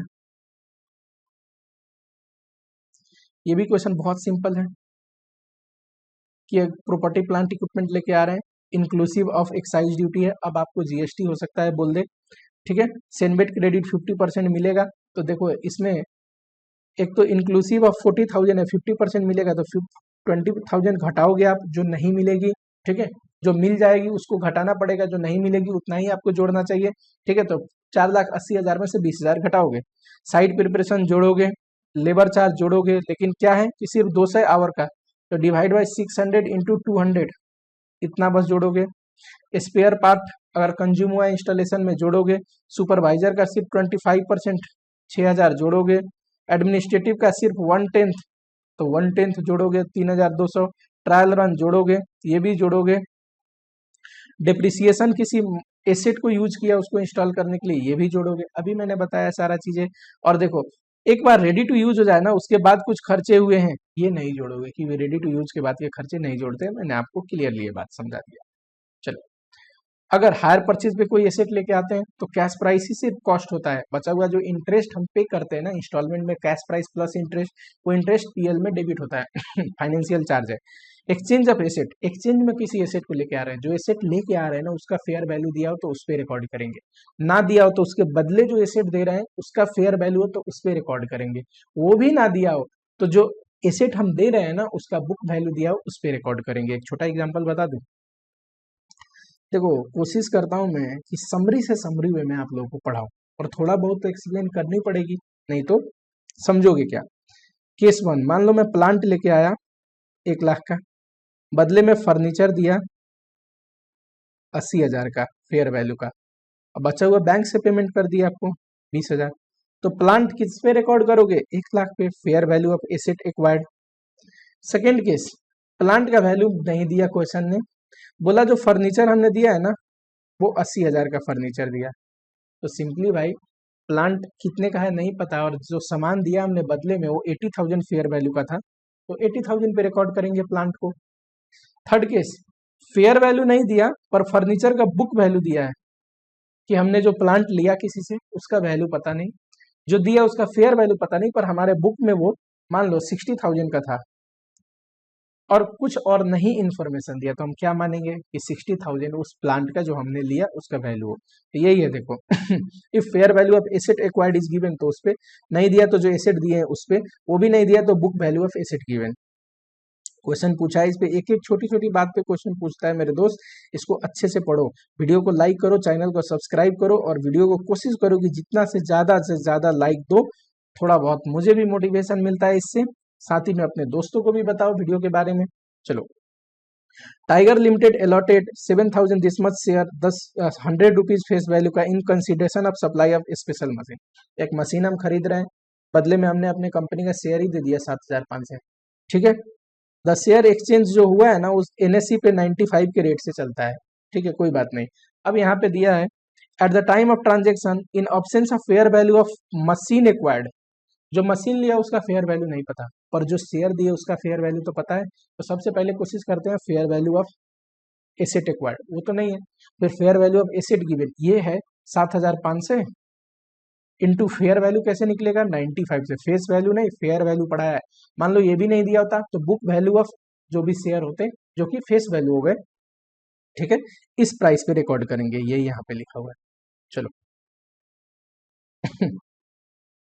अदर क्लियरिफिकेशन, इनसिग्निफिकेंट वैल्यू, छोटे मोटे 10-20 रुपए का हो तो एसेट कि फ्यूचर में चलने वाले एसेट की क्राइटेरिया मीट कर रहे हैं, कि फ्यूचर इकोनॉमिक बेनिफिट है, 5-5 साल चलते हैं, छोटा सा नट बोल्ट होता है, तो है ना, तो राइट अप कर दो पीएल में, उसको एसेट बनाने की जरूरत नहीं। छोटे छोटे आइटम को ग्रुप करके एक एसेट बना के आप डेप्रिसिएशन चार्ज कर सकते हैं। सेफ्टी एंड एनवायरमेंट इक्विपमेंट, अगर पीपी के डेफिनेशन मैच करते हैं तो हमारे लिए एसेट है, प्रॉपर्टी प्लांट इक्विपमेंट है। Stand by and irregular item, कभी कभार यूज होने वाले, फायर एक्सटिंगाइजर हो गया, है कि नहीं। देखो कोई कोई चीज है, कोई कोई कंपोनेंट है जो कभी कभी यूज होते हैं पर एक पर्टिकुलर मशीन में यूज होते हैं, तो AS10 के अनुसार ट्रीटमेंट करेंगे। इन जनरल यूज होते हैं बहुत सारी चीजों में, तो इन्वेंट्री मान के उसको AS2 के अनुसार करेंगे। गवर्नमेंट ग्रांट AS12 हम पढ़ने वाले हैं, ठीक है। गवर्नमेंट ग्रांट किसी एसेट से रिलेटेड मिलता है, दो अप्रोच है, एक तो एसेट के कॉस्ट में से घटा दो, और दूसरा अप्रोच क्या है, डेफर्ड ग्रांट करके आप अलग से अकाउंट बना सकते हैं, जिसको ग्रॉस मेथड बोलते हैं। डिटेल में पढ़ेंगे, यहाँ नेट मेथड वाली बात लिखी है कि प्राइस से आप घटा के दिखा सकते हैं। सब्सिक्वेंट एक्सपेंडिचर, चलो ये क्या है, देखो एक बार आपने एसेट ले आया, इंस्टॉल कर लिया, अब हर एक साल वो एसेट यूज हो रहा है, तो कई बार उस एसेट पे बीच में भी खर्चे करने पड़ते हैं, 1 आध साल बाद। नॉर्मल रूटीन मेंटेनेंस भी हो सकता है या कोई बड़ा खर्चा हो सकता है। ये खर्चे दो किस्म के होते हैं, एक तो कैपिटल नेचर और दूसरा रेवेन्यू नेचर।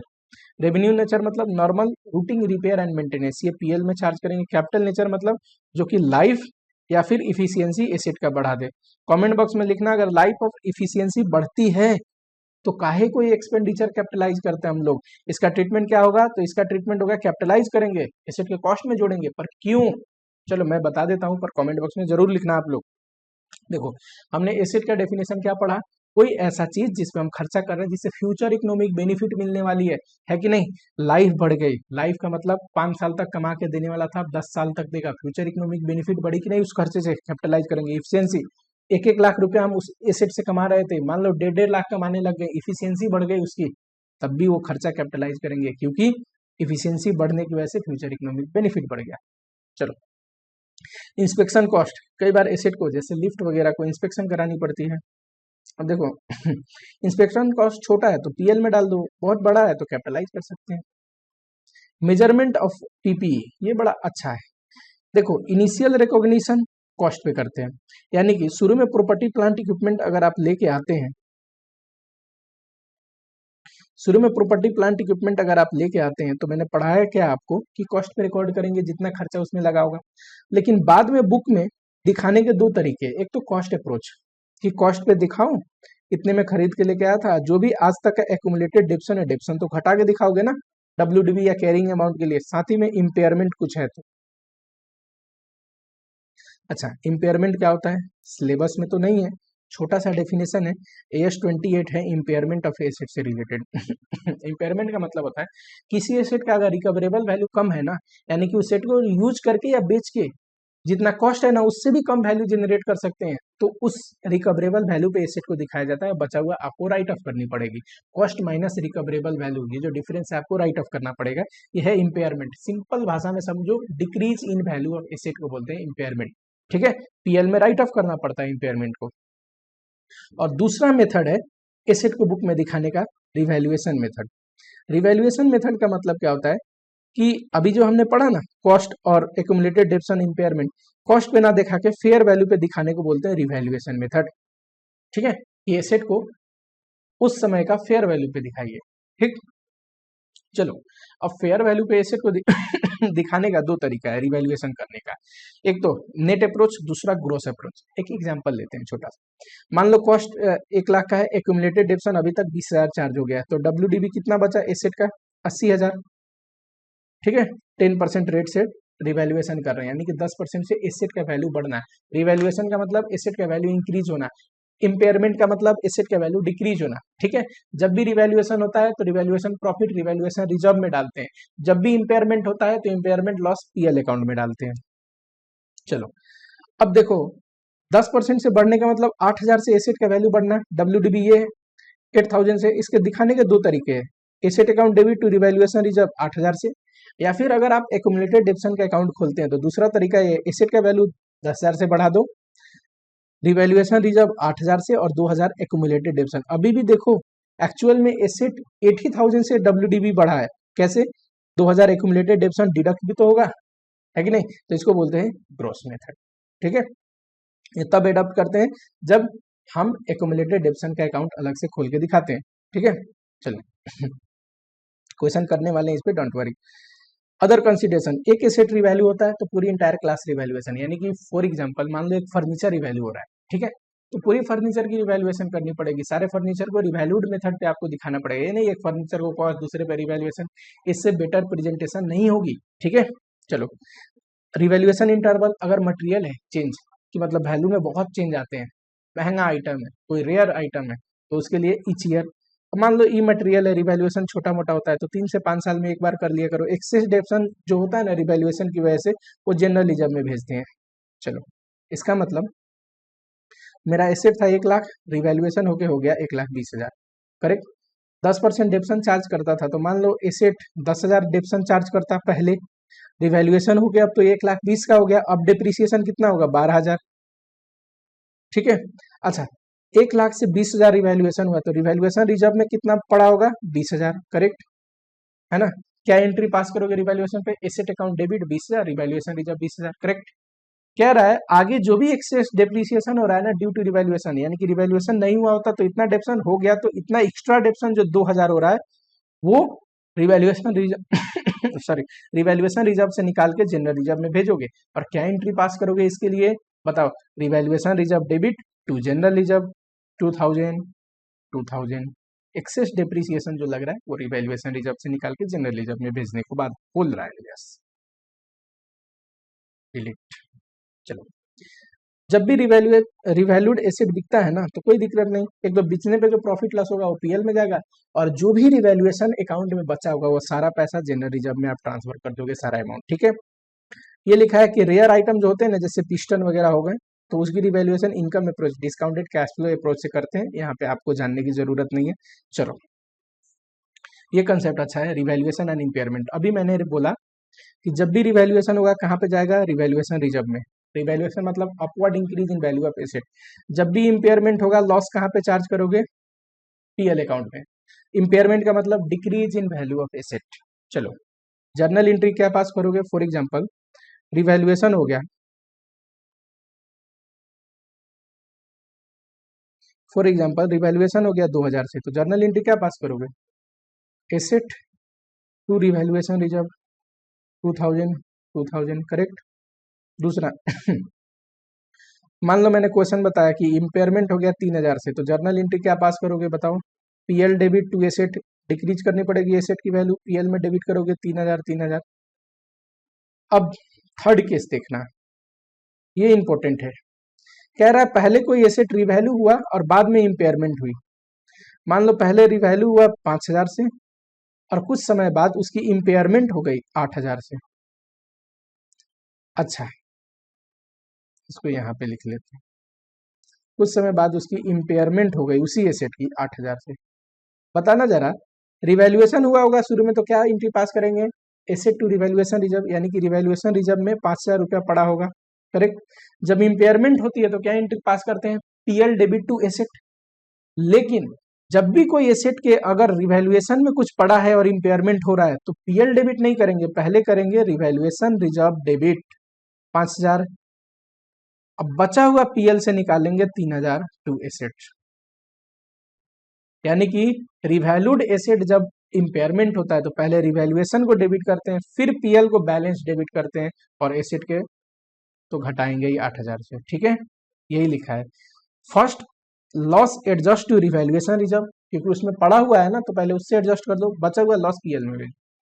वैसे ही केस उल्टा ले लो, पहले इम्पेयरमेंट हुई तो मतलब क्या हुआ होगा? पीएल में लॉस डेबिट करेंगे, बाद में उसकी वैल्यू बढ़ रही है, उस एसेट की रिवैल्यूएशन हो रहा है, तो क्या रिवैल्यूएशन हो रहा है तो रिवैल्यूएशन रिजर्व में भेजेंगे? नहीं, जितना पहले लॉस पीएल में डेबिट हुआ है पहले पीएल में क्रेडिट करेंगे, बचा हुआ जो बचेगा वो रिवैल्यूएशन रिजर्व में। फॉर एग्जाम्पल से मान लो इम्पेयरमेंट हुई थी 8000 से, अब रिवैल्यूएशन हो रहा है 10000 से, तो क्या करेंगे एंट्री? देखो, रिवैल्यूएशन रिजर्व में नहीं भेजेंगे, क्या करेंगे एंट्री? एसेट को बढ़ाएंगे 10000 से टू, है ना, एसेट अकाउंट टू, पहले पीएल में डेबिट हुआ था ना रिवैल्यूएशन, तो पहले उतना पीएल को क्रेडिट कर देंगे इम्पेयरमेंट, अब बचा हुआ 2000 सिर्फ रिवैल्यूएशन रिजर्व में जाएगा। ये कह रहा है। इस पे भी क्वेश्चन पूछा हुआ है एक बार, आपको मजाक लग रहा है एक एक प्रोविजन? बताओ, explain accounting for revaluation of asset, ना बोल के क्या बोलेगा? PPE as per AS10। ठीक है, ये हमारे अटेम्प्ट में आया हुआ क्वेश्चन था उस समय, पर वहां पे रिवैल्यूएशन ऑफ एसेट हमारे टाइम में एसेट हुआ करता था। ठीक है, चलो चलो चलो फटाफट चलो। डिप्रिसिएशन देखो, डिप्रिसिएशन जैसे जैसे एसेट यूज करोगे, है ना, as soon as asset tear out होगा, वेयर एंड टीयर आउट, आपकी एसेट की वैल्यू राइट अप भी करनी पड़ेगी पीएल में, क्योंकि जैसे जैसे यूज हो रहा है इकोनॉमिक बेनिफिट कंज्यूम कर रहे हो, तो जितना कंज्यूम कर रहे हो उतना आपको पीएल में एसेट का कॉस्ट राइट अप करना पड़ेगा। करने का 3 मेथड, स्ट्रेट लाइन, ये कहता है कॉस्ट में से सेल्वेज वैल्यू घटा दो और लाइफ से डिवाइड कर दो। ठीक है, जहाँ पे डेप्शन हर एक साल सेम आएगा। WDB कॉस्ट में एक सर्टेन परसेंटेज हम इंटू करते हैं, यहाँ पे हर एक साल डिप्रिसिएशन घटती जाती है। यूनिट ऑफ प्रोडक्शन, जैसे जैसे प्रोडक्शन दे रहा है एसेट, इकोनॉमिक बेनिफिट दे रहा है, वैसे वैसे आप चार्ज करिए डिप्रिसिएशन उस रेशियो में। कौन सा मेथड यूज करना चाहिए? जो ट्रू एंड फेयर व्यू दे, आपके ऊपर है, कोई सा भी मेथड यूज कर लीजिए।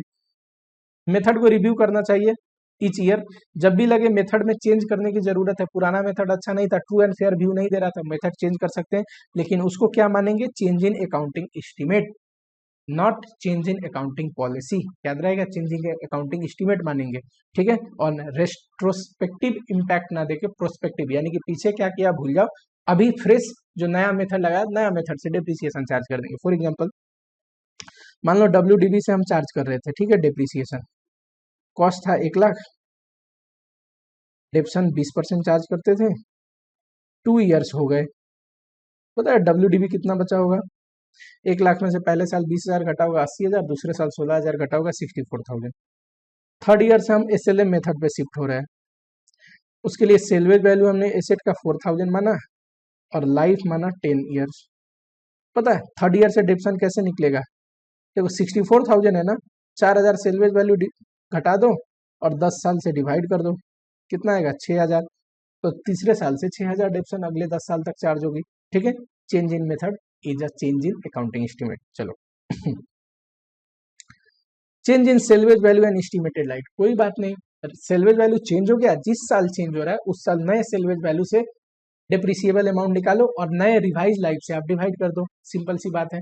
तो चेंज इन सेल्वेज वैल्यू हो या एस्टिमेटेड लाइफ है, ये भी चेंज इन अकाउंटिंग एस्टिमेट है, और अकाउंटिंग एस्टिमेट है तो पुराना क्या हुआ भूल जाओ, नए वाला डिप्रिसिएशन नए वाले साल से निकाल लो। चलो, कंपोनेंट बेस्ड डेप्रिसिएशन, ये क्या है? कई बार एसेट बहुत महंगा होता है, सिग्निफिकेंट, इंडिविजुअल कंपोनेंट भी बहुत महंगे होते हैं, और इंडिविजुअल कंपोनेंट भी अलग से यूज हो सकते हैं, तो उस केस में देखो अलग अलग कंपोनेंट का भी डेप्रिसिएशन चार्ज कर सकते हैं।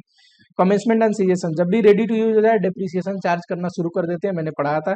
सीजेशन, कब डेप्रिसिएशन बंद कर देंगे? बिक गया एसेट तब बंद कर देंगे, या रिटायर्ड हो गया। रिटायरमेंट का मतलब जब एसेट पूरा का पूरा राइट ऑफ करके हम पीएल में चार्ज कर देते हैं। ये कब होता है? जब एसेट यूज में ही नहीं रहा, इकोनॉमिक बेनिफिट देना बंद कर दिया, ठीक है। चेंज इन डीकमीशन कॉस्ट, डीकमीशन कॉस्ट जुड़ता है, चेंज हो गया तो जो भी चेंज हुआ वो भी एडजस्ट कर देंगे कॉस्ट में। और क्या? डी रिकॉग्नाइज, बुक में से कब एसेट हटा देते हैं? सेल हो गया तब हट जाएगा, या फिर रिटायर, रिटायर मतलब पीएल में राइट ऑफ कर दिया एसेट को एसेट जब हमारे काम का नहीं रहता तो रिटायर हो जाता है। डिस्क्लोजर रिक्वायरमेंट पूछ सकता है, पूछा भी है। देखो पैरा 81 से 87 एएस का डिस्क्लोजर की बात करता है, जनरल डिस्क्लोजर है, ठीक है।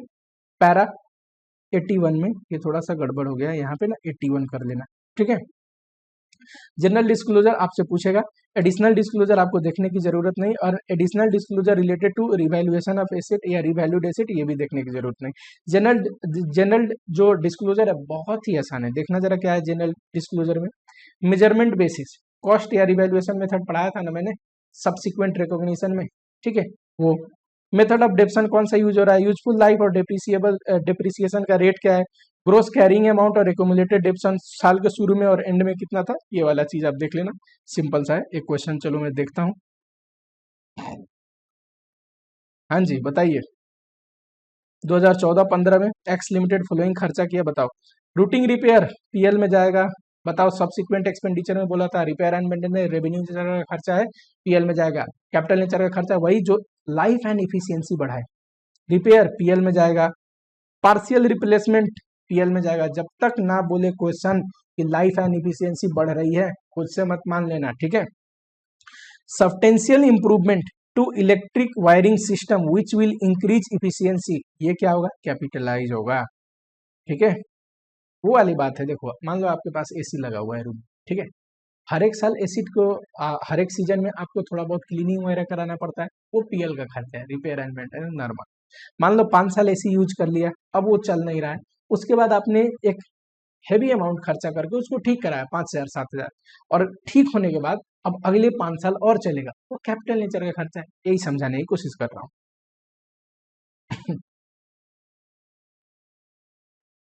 ठीक है, चलो अपना एएस 10 कंप्लीट होता है, थोड़ा सा ब्रेक ले लो, 30 सेकेंड का ब्रेक लेते हैं, फिर शुरू करते हैं अगला अकाउंटिंग स्टैंडर्ड। चलिए अगला जो अकाउंटिंग स्टैंडर्ड है वो है एएस 11। एएस 11 है effect of change in foreign exchange rate. जब भी हम कोई फॉरेन ट्रांजेक्शन करते हैं, चाहे फॉरेन में इंपोर्ट एक्सपोर्ट किया हो, फॉरेन से लोन लिया हो, कोई एसेट परचेज किया हो, या फिर कोई हमारी ऑपरेशन, मान लो मेरी बिजनेस यहाँ पे है और मेरी ब्रांच ऑफिस कहाँ पे है, फॉरेन में कहीं पे, तो जब भी कोई ट्रांजेक्शन फॉरेन में करते हैं तो वहाँ एक्सचेंज रेट आता है और एक्सचेंज रेट फ्लक्चुएट होता है।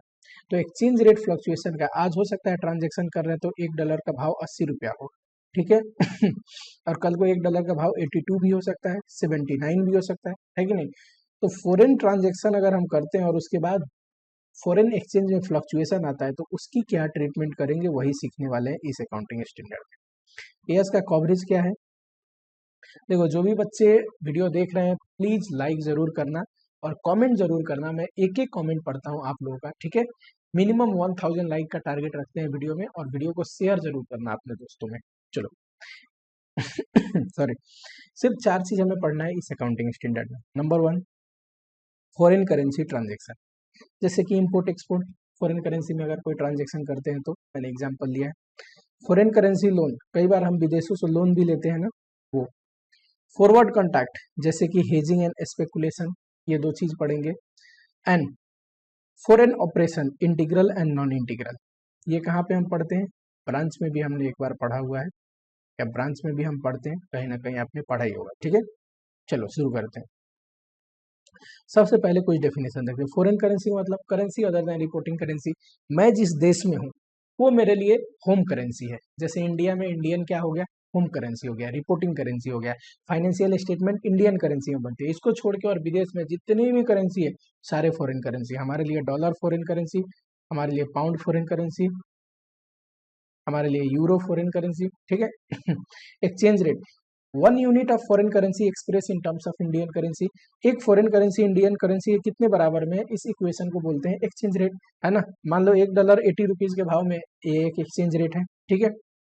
वैसे ही 1 पाउंड मान लो 150 रुपीज, ये हाइपोथेटिकल फिगर ले रहा हूँ, ठीक है। तो ये क्या है, एक्सचेंज रेट है। Exchange rate quotation direct indirect होते हैं आपके लेवल पे। एएस में सिर्फ हमें एक्सचेंज रेट पढ़ना है, ज्यादा डिटेल में नहीं जाना है कोटेशन के बारे में। और बता दूं, सिंगल एक्सचेंज रेट का कंसेप्ट है, buying and selling exchange rate अलग होते हैं, उसका कंसेप्ट नहीं है एएस में। चलो अगला है मॉनेटरी आइटम। मॉनेटरी आइटम का मतलब होता है एसेट, मनी हेल्ड एसेट या फिर liabilities which are receivable and payable. Asset है तो रिसीवेबल होगा, लायबिलिटी है तो पेएबल होगा। In fix and determined amount of money, fix and determined amount of money, amount of money, ठीक है। कोई भी ऐसी एसेट या कोई भी ऐसी लायबिलिटी, एसेट है तो हमें रिसीव करने, लायबिलिटी है तो हमें पे करना है। कोई भी ऐसा रिसीवेबल या पेएबल जो fix and determined amount of money में है, वो क्या है, monetary item. For example debtor, मान लो डेटर है 50,000 का, करेक्ट। तो fix and determined amount of money है, 50,000 मुझे लेने हैं, तो ये क्या है, मॉनेटरी आइटम। क्रेडिटर है 48,000 का, मॉनेटरी आइटम। वैसे यहाँ पे मैंने बहुत सारे एग्जांपल लिखा है। Cash and bank fix and determined amount है, मॉनेटरी आइटम। बैंक ओवरड्राफ्ट एक लोन है, लोन गिवन या लोन टेकन, हमने किसी का दिया हो, किसी से लिया हो, मॉनेटरी आइटम है, ठीक है।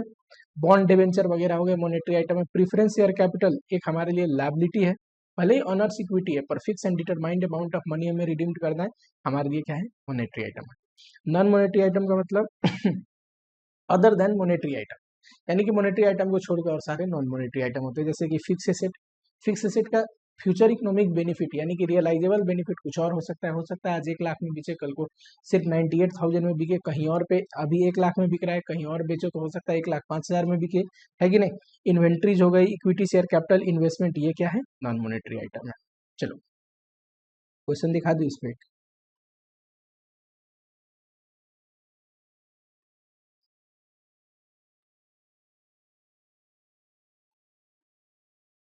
हाँ जी बताओ। इन्वेंट्री क्या है, non monetary. Trade receivable, monetary. Equity share capital, बताओ बताओ। चाहे इन्वेस्टमेंट हो या अपनी इक्विटी शेयर कैपिटल हो, क्या हमने पढ़ा था, non monetary. Property plant equipment, इसी को बोलते हैं fix asset, tangible fixed asset का नाम हो गया प्रॉपर्टी प्लांट इक्विपमेंट, ये क्या है, नॉन मॉनेटरी है। चलिए एक और दिखाता हूं आपको।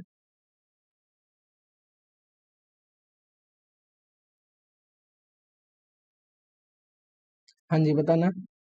शेयर कैपिटल कुछ ना बोले तो इक्विटी शेयर कैपिटल है, क्या है, non monetary. Trade receivable, monetary. Investment and fix asset, fix asset को आप प्रॉपर्टी प्लांट इक्विपमेंट बोल के बोलेगा, फिक्स एसेट भी बोल सकता है, because fix asset include property plant equipment भी और इंटेंजिबल भी, ठीक। तो ये क्या है, नॉन मॉनेटरी। इन्वेस्टमेंट क्या है, नॉन मॉनेटरी। समझ में आता है क्या, तो ऐसे पूछ सकता है आपसे। चलो टेलीग्राम पे ये सीट मैं शेयर कर दूंगा, टेंशन लेने की जरूरत नहीं। चलो अब देखो हम चैप्टर को स्टार्ट करते हैं। 4 ऐसी कवरेज है फॉरेन करेंसी ट्रांजेक्शन में जो आपको पढ़ने हैं। सबसे पहले foreign currency transaction. Foreign currency transaction का मतलब कोई भी ऐसी ट्रांजेक्शन जो फॉरेन करेंसी में हो रखी हो, ठीक। फॉर एग्जांपल कुछ भी चीज हम विदेश से खरीदते हैं जिसको इंपोर्ट बोला जाता है, या कुछ भी चीज जो हम फॉरेन में बेचते हैं जिसको एक्सपोर्ट बोला जाता है, इसी को बोलते हैं फॉरेन करेंसी ट्रांजेक्शन। जब भी फॉरेन करेंसी ट्रांजेक्शन हो रहा है, ठीक, तो उस ट्रांजेक्शन को रिकॉर्ड, स्टेप नंबर 1 रिकॉर्ड कैसे करेंगे, जिस दिन वो ट्रांजेक्शन हुई है उस दिन में जो जो भी एक्सचेंज रेट होगा उस रेट पे। मान लो मैंने बाई किया, रॉ मटेरियल इंपोर्ट किया, ठीक है, $1,000 का, करेक्ट। एंड जिस दिन इंपोर्ट किया उस दिन रेट था $1 = 80। तो मैं क्या करूंगा, क्या लिखा है मैंने, ट्रांजेक्शन को रिकॉर्ड करूंगा उस डेट में जो ट्रांजेक्शन का जो भी एक्सचेंज रेट होगा उस पे। एक्सचेंज रेट क्या है 80, तो इंटू करूंगा 80,000 आएगा, तो purchase account debit to creditor 80,000, है कि नहीं। वैसे ही सेल भी करते हैं तो debtor account debit to sales account होता है कि नहीं। तो वो भी किस अमाउंट पे रिकॉर्ड करेंगे, जिस दिन हमने बेचा या जिस दिन खरीदा उस दिन जो भी एक्सचेंज रेट होगा उस रेट पे, ठीक। ऑन बैलेंस शीट डेट, जब भी बैलेंस शीट डेट आएगा, मान लो डेटर क्रेडिटर है, अभी सेटल नहीं हुआ है, तो डेटर एंड क्रेडिटर क्या है बताओ? मोनेटरी आइटम है, अभी पढ़ाया था। एंड मोनेटरी आइटम याद रखना should be valued eight closing rate. जब भी बैलेंस शीट डेट आता है मोनेटरी आइटम को क्लोजिंग रेट पे, क्लोजिंग रेट मतलब बैलेंस शीट डेट पे जो रेट होगा ना उस रेट पे वैल्यू करते हैं। आगे जब भी सेटल होगा, डेटर है तो पैसे कभी ना कभी लेने होंगे, क्रेडिटर है तो मुझे कभी ना कभी पैसे देने होंगे, तो जिस दिन भी सेटल्ड होगा ना, डेटर से पैसे आएंगे या क्रेडिटर को पैसे जाएंगे, तो डेटर क्रेडिटर को किस रेट पे सेटल करेंगे? सेटलमेंट वाले दिन जो रेट रहेगा उस रेट पे। एक एग्जांपल देखो, मान लो ट्रांजेक्शन किया मैंने 30 जून को, $1 इक्वल टू 80 रुपीज था।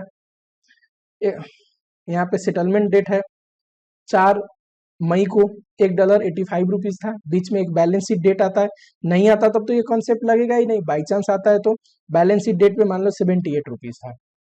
मैंने अभी क्या पढ़ा आपको कि देखो 30 जून को जब ट्रांजेक्शन हुआ तो आपको किस रेट पे रिकॉर्ड करना है परचेज सेल को? 80 रुपीज, जो उस दिन का रेट है। बैलेंस शीट डेट पे जो रेट है 78, तो अगर सेल किया है तो डेटर होगा, परचेज किया है तो क्रेडिटर होगा, उसको वैल्यू करना है किस रेट पे? 78 के रेट पे। और लास्ट में जब भी आप पे करेंगे डेटर क्रेडिटर को तो 83 के रेट पे उस दिन सेटल करेंगे। अभी एक एग्जांपल देखते हैं, आपको क्लियर हो जाएगा। ये आपका बुक का क्वेश्चन है, बुक में भी ये सेम क्वेश्चन है, मैं आपको अभी करवा दूंगा, दिखा दूंगा, डोंट वरी। चलो इधर बताना है यहाँ पे। 1 जनवरी को 2022 को गुड्स परचेज किया, $15,000 का 75 रेट था, कोई बात नहीं। बैलेंस शीट डेट में 74 रेट हो गया, और बैलेंस शीट के बाद 7 जुलाई को जो रेट था वो 73 था। ये देखो मैंने यहाँ पे कर दिया 1 जनवरी, बैलेंस शीट डेट 1 जुलाई। परचेज क्रेडिटर की वैल्यूएशन करेंगे, पेमेंट करेंगे, तीन ही चीज मैंने बताया था 3 स्टेप में। जिस दिन परचेज किया, purchase account debit to creditor होगा, किस रेट पे? जो उस दिन रेट चल रही होगी, 75 रेट है ना, तो 15,000 इंटू 75 इस रेट पे रिकॉर्ड करेंगे परचेज और क्रेडिटर। अब क्रेडिटर तो मॉनेटरी आइटम है तो उसकी वैल्यूएशन करनी पड़ेगी बैलेंस शीट डेट को क्लोजिंग डेट पे। बैलेंस शीट डेट पे क्या रेट था? 74, याद करो, ये देखो बैलेंस शीट डेट पे क्या रेट था? 74, तो क्रेडिटर को 74 के रेट से। अब बताओ, पहले क्रेडिटर 1,25,000 का था, अब रेट गिरने की वजह से 1,10,000 का रह गया, 15,000 से क्रेडिटर कम हो गया। गेन है कि लॉस है अपने लिए? क्रेडिटर कम हो गया, किसी को देने थे 11,25,000, अब देने 11,10,000, हमारे लिए गेन है, रिकॉग्नाइज करेंगे प्रॉफिट एंड लॉस अकाउंट में इस साल, क्योंकि साल खत्म हो रहा है ना। अगली बार जब सेटलमेंट होगी तो 73 का रेट है, इतना हमें पेमेंट करना पड़ेगा, ठीक है। हमारा क्रेडिटर कितने पे वैल्यू रखा है? 11,10,000 पे, हमें पेमेंट कितनी करनी पड़ी? 10,35,000। फिर हमें गेन हुआ कितने का? 15,000 का। ये अगले साल का प्रॉफिट एंड लॉस अकाउंट में आएगा। जर्नल एंट्री देखो, purchase account debit to creditor, balance sheet date पे क्रेडिटर को हमें घटाना है ना 15,000 से, क्योंकि एक्सचेंज रेट गिर गया, तो creditor account debit to exchange rate, और इसको पीएल में भेज दोगे। मैंने क्या बोला?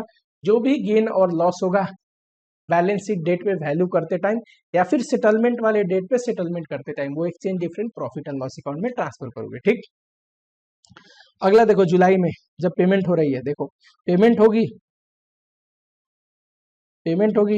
ये 35 नहीं 95 है, ठीक है। पेमेंट होगी 10,95,000। क्रेडिटर अपना कैंसिल होगा 11,10,000 से, 11,10,000 पे क्रेडिटर वैल्यू हो रखे ना, याद करो 11,10,000 पे हमने क्रेडिटर को पहले 11,25,000 पे था, 15,000 से कम कर दिया, 11,10,000 पे अब हो गया है। हमने 11,10,000 से इसको कैंसिल किया, 10,95,000 हमें पेमेंट करनी है, फिर हमें प्रॉफिट हो गया 15,000 का, कम पेमेंट करना पड़ा, वो क्या करेंगे फिर पीएल में भेज देंगे। वैसे ही मैंने एक सेल्स का भी एग्जांपल लिया है, ये सेम क्वेश्चन आपके मॉड्यूल में दिया हुआ है, यहाँ देखो यही क्वेश्चन मैं अभी आपको करवा रहा था, ठीक है। सिंपल सा क्वेश्चन है, कर लोगे। चलो अगला है forward contract, second topic. 4 topic में पूरी चैप्टर है, याद करो। फॉरेन करेंसी ट्रांजेक्शन जो अभी हमने देखा, forward contract, foreign currency loan, foreign operation. अगला है फॉरवर्ड कॉन्ट्रैक्ट। फॉरवर्ड कॉन्ट्रैक्ट मतलब कॉन्ट्रैक्ट टू बाई और sell foreign currency on, contract to buy और sell foreign currency on future date. मान लीजिए मैंने किसी को इंपोर्ट किया, जब जब भी मैंने किसी से इंपोर्ट किया तो मुझे मान लो 3 मंथ का पेमेंट का टाइम मिला, तो 3 महीने बाद मुझे पेमेंट करनी पड़ेगी, तो मुझे फॉरेन करेंसी चाहिए, तो मैं कहाँ से लाऊंगा फॉरेन करेंसी? तो बैंक से मैं एग्रीमेंट कर सकता हूँ कि 3 महीने बाद मुझे फॉरेन करेंसी आपसे खरीदना है ना। इसको बोलते हैं contract to by foreign currency, यानी कि फॉरवर्ड बाई करने गया मैं, फॉरवर्ड क्यों बोलते हैं, 3 महीने बाद चाहिए ना, और एग्रीमेंट आज कर रहा हूं तो इसीलिए इसको फॉरवर्ड कॉन्ट्रैक्ट बोलते हैं। ठीक है, क्योंकि फ्यूचर में मुझे चाहिए फॉरेन करेंसी। वैसे ही कॉन्ट्रैक्ट टू सेल भी हो सकता है।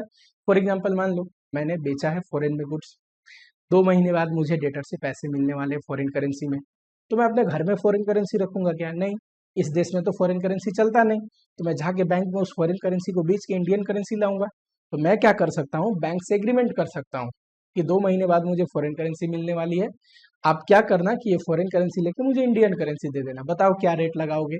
ठीक, इसको बोलते हैं कॉन्ट्रैक्ट टू बाई और sell foreign currency on a future date, forward contract. 2 रीजनों से हम फॉरवर्ड कॉन्ट्रैक्ट कर सकते हैं। ऐसा कर क्यों रहे, कॉन्टैक्ट ना करके डायरेक्ट जब भी मुझे देना हो या जब भी मुझे मिलना हो उस दिन जाके बाई सेल कर सकते हैं। जो बैंक बेचने को तैयार है उस दिन भी बेच देगी जिस दिन मुझे ट्रांजैक्शन करना होगा। ये करते हैं 2 रीजन से। एक हेजिंग, हेजिंग का मतलब होता है रिस्क मिनिमाइजेशन। अभी एक एग्जांपल देता हूं। और दूसरा स्पेकुलेशन या ट्रेडिंग, इसका मतलब होता है अर्निंग प्रॉफिट। एक छोटा सा एग्जांपल देते हैं फिर दोनों का मतलब आपको समझ में आएगा। मान लीजिए ये है मिस्टर ए, इन्होंने किया है परचेज, ठीक है, और आज परचेज किया है, 3 मंथ बाद इनको पेमेंट करनी है $10,000। अब मिस्टर ए को डर है कि आज तो 80 का रेट है, ठीक है, यानी कि 8 लाख पेमेंट करनी है आज के रेट में, पर 3 महीने बाद अगर डॉलर बढ़ रहा है, जैसे डॉलर डे बाय डे बढ़ रहा है, कल को 83 का रेट हो जाए तो 3,30,000 8,30,000 मुझे पेमेंट करनी पड़ेगी। तो मिस्टर ए गया बैंक के पास, बोला सर मुझे 3 महीने बाद डॉलर चाहिए, किस रेट से दोगे? बैंक ने बोला 81 के रेट से दूंगा। तो मिस्टर ए खुश, मिस्टर ए को तो लग रहा था बैंक और भी महंगा हो जाएगा डॉलर, पर मिस्टर ए को तो सस्ते में डॉलर मिल रहा है 81। तो मिस्टर ए ने कांटेक्ट कर लिया बाई का, फॉरवर्ड बाई कर लिया। मिस्टर ए को डॉलर क्यों चाहिए था? मिस्टर ए को डॉलर चाहिए था कोई ना कोई ऑब्लिगेशन मीट करने के लिए, है ना, एंड मिस्टर ए को डर था कि उसको नुकसान ना हो जाए, इसीलिए उसने फॉरवर्ड बाई किया। तो in order to minimise risk, जो हम फॉरवर्ड बाई या सेल करते हैं ना, उसको बोलते हैं हेजिंग। ठीक, वैसे ही मिस्टर ए का दूसरा भी एग्जांपल ले सकते हो आप। जैसे इनको आने हैं फॉरेन करेंसी, तो मिस्टर ए को डर होगा कि करेंसी का रेट गिर ना जाए, मुझे नुकसान होगा, तो बेचने का एग्रीमेंट कर सकता है कि नहीं। अब दूसरा है मिस्टर बी। मिस्टर बी को ना ऐसा कोई ऑब्लिगेशन नहीं है, ना पैसे आने हैं ना जाने हैं, पर मिस्टर बी को कमाना है। मिस्टर बी को लग रहा है आज रेट 80 का है, करेक्ट, और कल को रेट 85 का हो सकता है 3 महीने बाद, ऐसा मिस्टर बी को लग रहा है। तो मिस्टर बी ने क्या किया, बैंक से फॉरवर्ड बाई कर लिया, फॉरवर्ड कॉन्ट्रैक्ट बाई कर लिया। गया बैंक से पूछा 3 महीने बाद डॉलर कितने में दोगे? बैंक ने बोला 81 में। तो मिस्टर बी खुश, मिस्टर बी को क्या लग रहा है कि भाई मैं 81 में बाई करूंगा और उस दिन मार्केट में रेट 85 होगा, उसके अनुसार इनकी जो प्रोजेक्शन है इनके अनुसार डॉलर बढ़ने वाला है, तो मैं मार्केट में 85 में बेच के 4 रुपया पर डॉलर कमा सकता हूं। तो मिस्टर बी का जो मोटिव है वो क्या है, अर्निंग प्रॉफिट। इसको बोलते हैं ट्रेडिंग और स्पेकुलेशन। जब भी हम डॉलर बाई और सेल करने का एग्रीमेंट करते हैं कमाने के लिए, वो स्पेकुलेशन है। जब भी हम डॉलर बाई और सेल करने का एग्रीमेंट करते हैं सिर्फ इस पर्पस से, क्योंकि हमें कहीं ना कहीं डॉलर पेमेंट करनी है, रिसीव करनी है, तो उसको बोलते हैं हेजिंग। चलो, दोनों का ट्रीटमेंट अलग है क्योंकि दोनों का पर्पस अलग है। चलो पहले हेजिंग देखते हैं। अच्छा एक बात बताओ, हम कब फॉरवर्ड बाई करेंगे? जब हमें फॉरेन करेंसी विदेश में देना हो, है ना, तभी तो हम बाई करने का एग्रीमेंट करेंगे कि बैंक से बाई करेंगे और विदेश में दे देंगे। सेल कब करेंगे, यानी कि सेल का एग्रीमेंट कब करेंगे? जब हमें फॉरवर्ड आने वाला हो, है कि नहीं, फॉरेन करेंसी आने वाला हो, विदेश से मुझे पैसा मिलना है, डेटर से पैसे मिलने हैं, तो मेरा मकसद क्या होगा कि कहीं बेचने का एग्रीमेंट कर लूँ कि कल को रेट गिर भी जाए तो मुझे तो सही रेट में मेरा सामान बिक जाए, है कि नहीं। हेजिंग का मतलब होता है, समझ में आया आपको, रिस्क मिनिमाइजेशन। अब देखो, मान लो 3 महीने के लिए आप गए बैंक के पास, आज का जो रेट है ना उसको बोलते हैं spot rate, $1 equal to 80 rupees, और बैंक ने आपको क्या बोला, आप फॉरवर्ड बाई करने गए तो फॉरवर्ड रेट बोला $1 इक्वल टू 81, करेक्ट, 81.5, ठीक है। 3 महीने बाद अगर आप खरीदने आते हैं बैंक से डॉलर, तो बैंक कितने में बेचेगी, ऐसा बैंक एग्रीमेंट कर, ठीक है।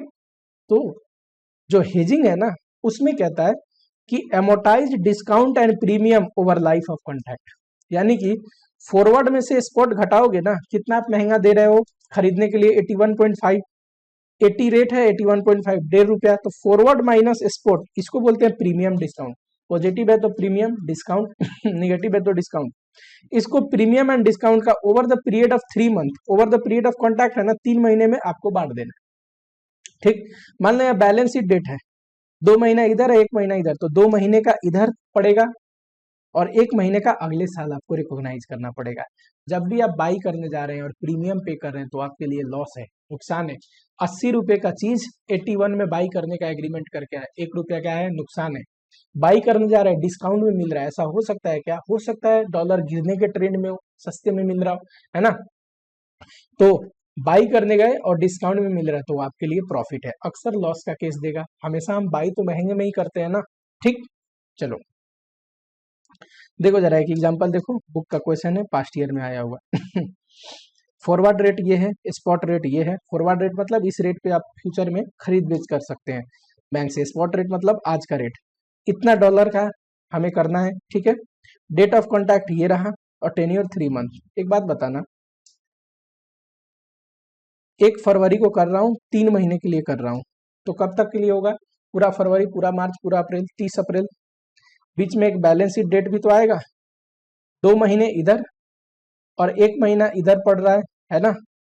अब जो देखो फॉरवर्ड में से स्पॉट घटाओगे तो प्रीमियम और इनटू कर दोगे टोटल $1,00,000 से, आपको तो $1,00,000 चाहिए ना, ये पर डॉलर है तो ये आ गया। ये क्या है, प्रीमियम बाई करते टाइम लॉस है, इस लॉस को राइट ऑफ करना है कैसे, over the life of contract, 3 महीने में, 3 महीने में 2 महीना इस साल पड़ रहा है, तो देखो इस लॉस को, 2 महीने का लॉस 30,000, अगर 3 मंथ में बांटोगे और 2 मंथ का हिस्सा कितना होगा, तो डिवाइड बाई 3 इंटू 2, 20,000। वैसे ही लॉस 1 महीने का 10,000 आएगा, ये इस साल रिकॉग्नाइज करोगे, अगले साल रिकॉग्नाइज करेंगे, ठीक है। सिंपल सा रूल का देना, जब भी हेजिंग के लिए कॉन्टैक्ट लेते हैं, फॉरवर्ड माइनस स्पॉट करेंगे, प्रीमियम इनटू लॉट साइज करेंगे, टोटल प्रीमियम आ गया। प्रीमियम हमारे लिए लॉस है, अगर डिस्काउंट आता तो ये हमारे लिए गेन है। जो भी गेन लॉस है over the period of contact हम एमोटाइज करते हैं, ठीक। बीच में बैलेंस शीट है तो जितना बैलेंस शीट डेट तक का है वो इस साल रिकॉग्नाइज करेंगे, जितना उसके बाहर है अगले साल रिकॉग्नाइज करेंगे। सेम क्वेश्चन जो मैंने अभी करवाया, यहाँ पे आपकी बुक की क्वेश्चन है। चलो ये क्वेश्चन है, तो ये क्वेश्चन मैंने करवा दिया पढ़ाते पढ़ाते। अगला आ जाओ, स्पेकुलेशन। स्पेकुलेशन का मतलब अभी मैंने बताया, प्रॉफिट कमाने के मोटिव से, ठीक है। तो यहाँ लिखा है, जब भी आप कर रहे हैं ना कॉन्टैक्ट, फॉर एग्जांपल यहाँ पे मैंने 3 महीने के लिए फॉरवर्ड बाई किया, तो फॉरवर्ड रेट होगा मान लो 80, स्पॉट रेट है 79। स्पॉट मतलब आज का रेट, फॉरवर्ड रेट मतलब 3 महीने बाद कितने में मिलेगा। और जब मैं 3 महीने बाद गया तो एक्चुअल रेट जो चल रहा था उस दिन फॉरवर्ड का वो था 81। तो यहाँ पे क्या है ना, स्पेकुलेशन के लिए स्पॉट रेट से हमें कोई मतलब नहीं, हम ट्रांजेक्शन को रिकॉर्ड करते हैं, हम ट्रांजेक्शन को रिकॉर्ड करते हैं, ध्यान से सुनना, ठीक है। स्पॉट से हमें कोई मतलब नहीं, जो भी हमने फॉरवर्ड बाई किया और जो भी हमने फॉरवर्ड एक्चुअली में 3 महीने बाद सेल किया, उस डिफरेंस को हम रिकॉग्नाइज करेंगे बस प्रॉफिट एंड लॉस में, ठीक है। जो भी फॉरवर्ड कॉन्ट्रैक्ट सेटलमेंट में, ऑब्वियसली कमाने के लिए आप कोई चीज कर रहे हैं, 80 में बाई कर रहे हैं, कल को 81 में बेच रहे हैं तो 1 रुपया आपका प्रॉफिट है ना। 80 में बाई कर रहे हैं, 78 में बेच रहे हैं, 2 रुपया आपका नुकसान है। तो बाई प्राइस और सेल प्राइस का जो डिफरेंस है वो प्रॉफिट एंड लॉस आपको रिकॉग्नाइज करना पड़ेगा, इसमें स्पॉट का कोई लेना देना नहीं है, ठीक है। आज मान लो फॉरवर्ड का रेट चल रहा है, ध्यान से सुनना है यहाँ पे 48, स्पॉट का रेट चल रहा है 47, तो मैं बाई करूंगा फॉरवर्ड तो 48 में होगा। कल को मान लो 47 रेट चल रहा है जिस दिन मुझे सेल करना है, तो 1 रुपया का लॉस हो गया कि नहीं। 48 में बाई किया, 48 में सेल कर रहा, 47 में सेल कर रहा हूँ, इंटू कर दूंगा पूरा लॉट साइज, तो टोटल लॉस आ जाएगा, ठीक। एक और कंसेप्ट है, अगर बीच में बैलेंस शीट डेट आता है तो जो भी फॉरवर्ड आपने बाई किया उसको बैलेंस शीट डेट पे जो रेट है ना उस रेट पे वैल्यू करनी पड़ेगी, और उतना प्रॉफिट लॉस आपको इस साल रिकॉग्नाइज करना पड़ेगा, बैलेंस प्रॉफिट लॉस अगले साल रिकॉग्नाइज करना पड़ेगा। अब देखो जरा इस एग्जांपल में हमने क्या किया है, ध्यान से चलो, ध्यान से देखना इस एग्जांपल को। 48 का रेट है, करेक्ट। स्पॉट रेट से कोई लेना देना स्पेकुलेटिव में नहीं है, उसमें था फॉरवर्ड माइनस स्पॉट, इसमें सिर्फ फॉरवर्ड रेट आज का देखेंगे। ये बैलेंस शीट डेट पे 46 का रेट हो गया, मान लो मैंने 48 में कोई चीज बाई किया, 46 का हो गया, $2 लॉस। $1 पे $2 लॉस है, $1000 है तो 1000 इंटू 2000 लॉस इस साल रिकॉग्नाइज करूंगा। अब देखो, अब तो मैंने 46 पे दिखा दिया ना उस चीज को, कल को 47 रेट हो गया सेटलमेंट वाले दिन, 46 का कोई चीज मेरे पास पड़ा है, रेट 47 हो गया, प्रॉफिट हो गया मेरे को ₹1, है ना। तो $1000 है और हर एक डॉलर पे ₹1 प्रॉफिट है, तो ये प्रॉफिट अगले साल रिकॉग्नाइज करेंगे क्योंकि बीच में बैलेंस शीट डेट है ना। ठीक, तो स्पेकुलेटिव में क्या होता है, gain and loss on disposal of contract, पूरी कॉन्ट्रैक्ट में जो भी प्रॉफिट लॉस होगा बेचने से लेके खरीदने से लेके बेचने तक, वो हम रिकॉग्नाइज करते हैं बुक में। बीच में बैलेंस शीट डेट आया तो बैलेंस शीट डेट पे जो भी मार्क टू मार्केट यानी कि क्लोजिंग रेट चल रहा होगा ना उस फॉरवर्ड के, उस रेट पे वैल्यू करेंगे और गेन और लॉस बैलेंस शीट तक का रिकॉग्नाइज कर लेंगे। ठीक, ये भी जो क्वेश्चन है, चलिए क्वेश्चन में करवा देता हूँ वैसे आप लोगों को आ जाओ। Mr A bought a forward contract 3 month, ये रहा, on 1 December this much when the exchange rate was this much. देखो ये स्पॉट रेट है, इसका हमें कोई लेना देना नहीं। फॉरवर्ड रेट ये रहा, 31 दिसंबर को जब वो बुक क्लोज करता है ये रहा रेट 47.10, बुक क्लोज करता है उस दिन 47.02, देखो और लास्ट में जिस सेटलमेंट हुआ 47.18, करेक्ट। स्पॉट रेट जो है उससे हमें ये जस्ट सेकंड, ये क्या है 47.15। ठीक, वैसे तो लॉ कहता है बैलेंस शीट डेट पे जो बुक क्लोजिंग का डेट है उसी को बैलेंस शीट डेट मानना चाहिए, क्लोजिंग डेट पे वैल्यू करनी चाहिए, पर इस सॉल्यूशन में नहीं किया है, थोड़ा सा मिस्टेक है, तो हम इसको अगर इग्नोर भी कर दे, मान लो वैसे आप करके दिखाना, ठीक है। सही ट्रीटमेंट हमेशा करनी चाहिए, आप प्रोविजन पढ़ोगे यही लिखा हुआ है यस में। तो देखो ये आपका बाई प्राइस है फॉरवर्ड का, स्पॉट से हमें कोई लेना देना नहीं, ये आपकी सेल प्राइस है, इन दोनों का डिफरेंस टोटल कॉन्ट्रैक्ट का प्रॉफिट होगा और ये आपको रिकॉग्नाइज करनी पड़ेगी, ये टोटल कॉन्ट्रैक्ट का प्रॉफिट है। लेकिन यहां से यहां तक का प्रॉफिट इस साल और यहां से यहां तक का प्रॉफिट या लॉस होगा इस साल रिकॉग्नाइज करना चाहिए था हमें, दोनों में बांटना चाहिए था प्रॉफिट को। चलो आगे आओ।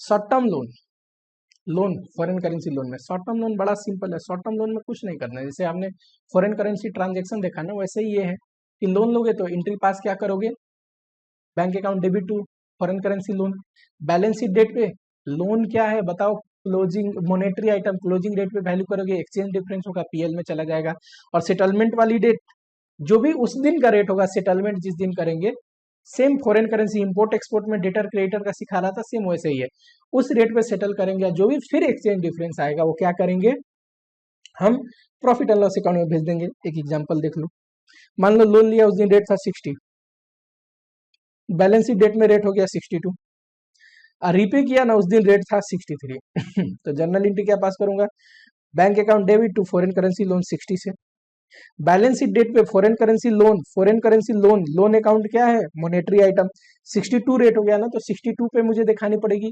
₹2 लोन का रेट बढ़ गया, क्या पास करूंगा, exchange difference ₹2 to foreign currency loan, और इसको कहाँ पे भेजेंगे, पीएल में ले जाके डेबिट करेंगे, यही लिखा है, exchange difference shall be transfer to profit and loss account. Loan repayment किया उस दिन रेट क्या हो गया 63, तो देखो पेमेंट तो बैंक तो 63 से क्रेडिट करनी पड़ेगी क्योंकि इतना बैंक से जा रहा है, लोन 62 से डेबिट कर देंगे, लोन में 62 था, 62 पे वैल्यू कर रखे थे, और फिर ₹1 जो एक्सचेंज डिफरेंस आया इसको फिर पीएल में भेजेंगे। चलो इस पे भी क्वेश्चन है, देखो फटाफट।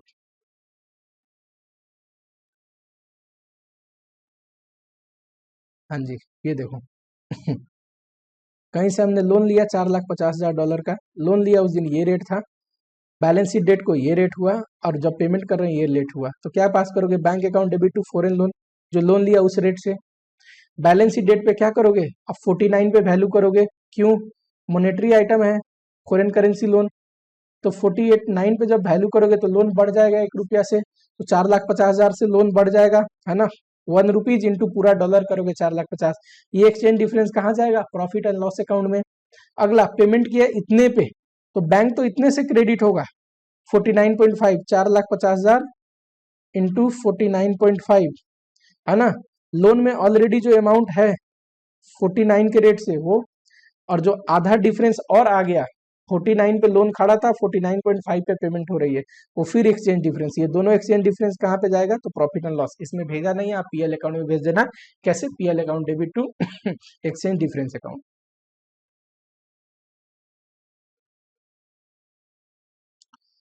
Long term loan, long term loan देखो, फिक्स एसेट के लिए अगर फॉरेन करेंसी लोन ले रहे हैं तो क्या करेंगे, जो भी एक्सचेंज डिफरेंस होगा फिक्स एसेट के कॉस्ट में इंक्लूड करते हैं, नहीं भी कर सकते। अगर पैरा 46A का बेनिफिट लेते हैं, यानी कि कॉस्ट में कैपिटलाइज भी कर सकते हैं, कॉस्ट में ना कैपिटलाइज करके उस एक्सचेंज डिफरेंस को पीएल में भी भेज सकते हैं, इसमें भी क्वेश्चन है।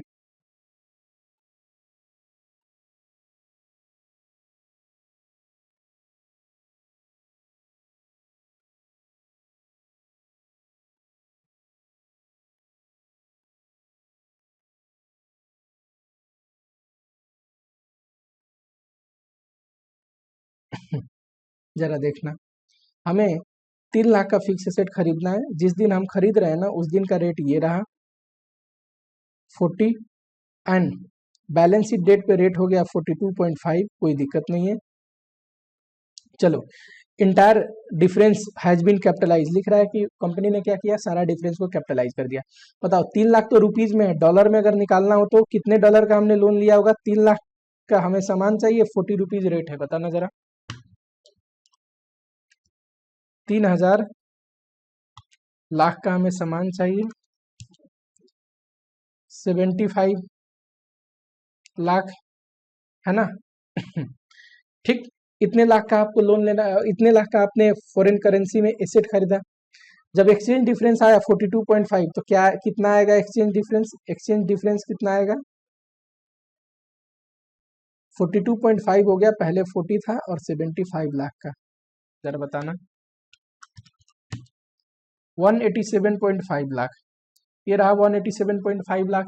क्या करेंगे इसको, अभी मैंने बताया, जरा बताना। Provision adjust to the cost of fix asset, para 46A कहता है कि फिक्स एसेट के कॉस्ट में एडजस्ट कर देंगे। अगर इसका बेनिफिट नहीं लेते तो आप पीएल में ही भेजेंगे, कोई दिक्कत नहीं है। तो यहाँ पे सॉल्यूशन में आप क्या लिख दोगे, क्या लिखा है सॉल्यूशन में, इंटायर जो लॉस है वो पीएल में भेज देंगे, ठीक है। और फिर क्या लिखा है, अगर 46A का बेनिफिट लेते हैं तो ये ट्रीटमेंट करेक्ट है, कैपिटलाइज करेंगे, ठीक है। दोनों ऑप्शन है, आप जो मन वो कर सकते हैं, ठीक है। अदर पर्पज, मान लो सॉरी, लॉन्ग टर्म लोन ले रहे हैं, ठीक है। अभी शॉर्ट टर्म लोन कैसे कर रहे थे, एक्सचेंज डिफरेंस पीएल में भेज रहे थे, लॉन्ग टर्म लोन रहे, तो लॉन्ग टर्म लोन पे जो एक्सचेंज डिफरेंस होगा ना वो पीएल में ना भेज के foreign currency monetary item translation difference account में भेजेंगे, ठीक। और इसको एमोटाइज करते हैं ओवर द यूजफुल लाइफ, जितने साल के लिए लोन है उतने साल के लिए एमोटाइज करेंगे। मान लो लोन बीच में रिपे कर दिया, तो जो भी foreign currency monetary item translation difference account में अमाउंट बची है ना, उसको हम क्या करते हैं, पीएल अकाउंट में ट्रांसफर कर देते हैं। जब तक इसमें अमाउंट बचा था, लोन चल रहा था, इसको किस हेडिंग में दिखाते हैं, रिजर्व एंड सरप्लस हेडिंग में, ठीक। सिंपल सा है। फॉरेन ऑपरेशन, यहां से भी क्वेश्चन आएगा, जितने क्वेश्चन करवा रहा हूं सारे क्वेश्चन आ चुके हैं और आएंगे। इंटीग्रल, नॉन इंटीग्रल देखो, इंटीग्रल ऑपरेशन का मतलब होता है ना, it is a part of Indian business. मान लो मेरा कोई बिजनेस है, उसका ब्रांच ऑफिस वहां पे खोल दिया, तो ये क्या है, इंटीग्रल ऑपरेशन। ये इन्फ्लुएंस होता है होम बिजनेस से, ठीक है। Transaction of integral business are always influence by home business, ठीक। और नॉन इंटीग्रल का मतलब क्या होता है, ट्रांजेक्शन इंडिपेंडेंट होता है ना। और दूसरा, जैसे कि फॉर एग्जांपल मान लो मैंने अपने ही बिजनेस का एक्सटेंशन ना करा हो, नॉन इंटीग्रल का एग्जांपल लो, किसी और मेरी सब्सिडरी है, कहीं पे मैंने इन्वेस्टमेंट कर रखा है किसी कंपनी में, है ना, किसी कंपनी में मेरी ज्वाइंट वेंचर है, या किसी कंपनी, कोई कंपनी मेरी एसोसिएट कंपनी है, ठीक। तो उसको क्या मानेंगे, नॉन इंटीग्रल। देखो, इंटीग्रल नॉन इंटीग्रल का रूल ऑफ कन्वर्जन है कि अगर फॉरेन करेंसी में उनकी ट्रायल बैलेंस है तो हमें अपने में इनकॉर्पोरेट करने के लिए कैसे कन्वर्ट करेंगे, monetary item always closing rate, अभी तक यही रट्टा लगा रहा था मैं, ठीक है, चाहे इंटीग्रल हो या non integral. Non monetary item, ये ध्यान रखना, अगर इंटीग्रल है तो एक्चुअल रेट, जिस रेट पे वो ट्रांजेक्शन हुई थी उस रेट पे दिखाएंगे ट्रायल बैलेंस कन्वर्ट करते टाइम, और नॉन इंटीग्रल है तो closing rate. Monetary non monetary दोनों क्लोजिंग डेट पे करते हैं नॉन इंटीग्रल में। इनकम एक्सपेंस, वैसे तो रूल कहता है जो जो जिस डेट पे इनकम आई हो, एक्सपेंस आए हो, उस दिन के रेट से आप कन्वर्ट करिए। और लाखों बार हम खर्चा करते हैं पूरी साल में, एक कंपनी का देखो लाखों बार इनकम आती है, तो ये संभव है क्या, तो पूरी एवरेज रेट से कर सकते हैं। एवरेज मतलब साल के शुरू में, साल के एंड में जो रेट था उसका एवरेज। बैलेंस हमें कभी कन्वर्ट करने की जरूरत नहीं पड़ती। हेड ऑफिस के बुक में ब्रांच का अकाउंट, ब्रांच के बुक में हेड ऑफिस का अकाउंट, गुड्स कितना लिया दिया हो, कैश बैलेंस किसके में कितना है, इसको हमें कन्वर्ट करने की जरूरत नहीं, हमेशा दिया रहेगा। जो भी एक्सचेंज डिफरेंस आएगा ना ट्रायल बैलेंस कन्वर्जन में, इंटीग्रल के केस में पीएल में भेज देते हैं, नॉन इंटीग्रल के केस में foreign sorry foreign currency translation reserve में भेजते हैं। ये हमेशा पड़ा रहता है जब तक कि हमारी वो ऑपरेशन बिक नहीं जाती। मान लो वो नॉन इंटीग्रल ऑपरेशन कल को बेच दिया, डिस्पोज ऑफ कर दिया उसमें इन्वेस्टमेंट, मान लो कोई हमारी सब्सिडरी में इन्वेस्टमेंट थी, उस सब्सिडरी को हमने बेच दिया है ना, हमने अपनी शेयर को बेच दिया, तो बेच दिया तब क्या करेंगे, उसके बाद जब तक ना बिके तब तक उसको फॉरेन करेंसी ट्रांसलेशन रिजर्व में ही रखेंगे, उसके बाद उसको पीएल में भेज सकते हैं। ट्रांसलेशन का रूल अगर आपको पता हो गया हो तो जरा आओ एक क्वेश्चन देखते हैं। अच्छा, कई बार क्वेश्चन देता तो है पर बताता नहीं है इंटीग्रल नॉन इंटीग्रल। आप क्या मान लेना, जब भी क्वेश्चन ना बताएं इंटीग्रल एज्यूम, एज्यूमशन का कोई लिमिट नहीं है, आप नॉन इंटीग्रल भी एज्यूम कर सकते हैं। चलो, ये क्या है, पॉन्ड में है, कन्वर्ट करने के लिए रेट दिया है। अच्छा, एक और चीज मैं बताना भूल गया, यहाँ पे है क्या, नहीं लिखा है। ओपनिंग स्टॉक क्लोजिंग स्टॉक हो तो ओपनिंग स्टॉक ओपनिंग रेट पे, क्लोजिंग स्टॉक क्लोजिंग रेट पे आप कन्वर्ट करोगे। चलो, एक्सचेंज रेट दिया है, ये साल के शुरुआत में ओपनिंग रेट है, साल के अंत में क्लोजिंग रेट है। नहीं नहीं, एक सेकेंड है, ये ओपनिंग रेट है, ये क्लोजिंग रेट है। अच्छा, एवरेज रेट निकाल सकते हैं क्या, दिस प्लस दिस,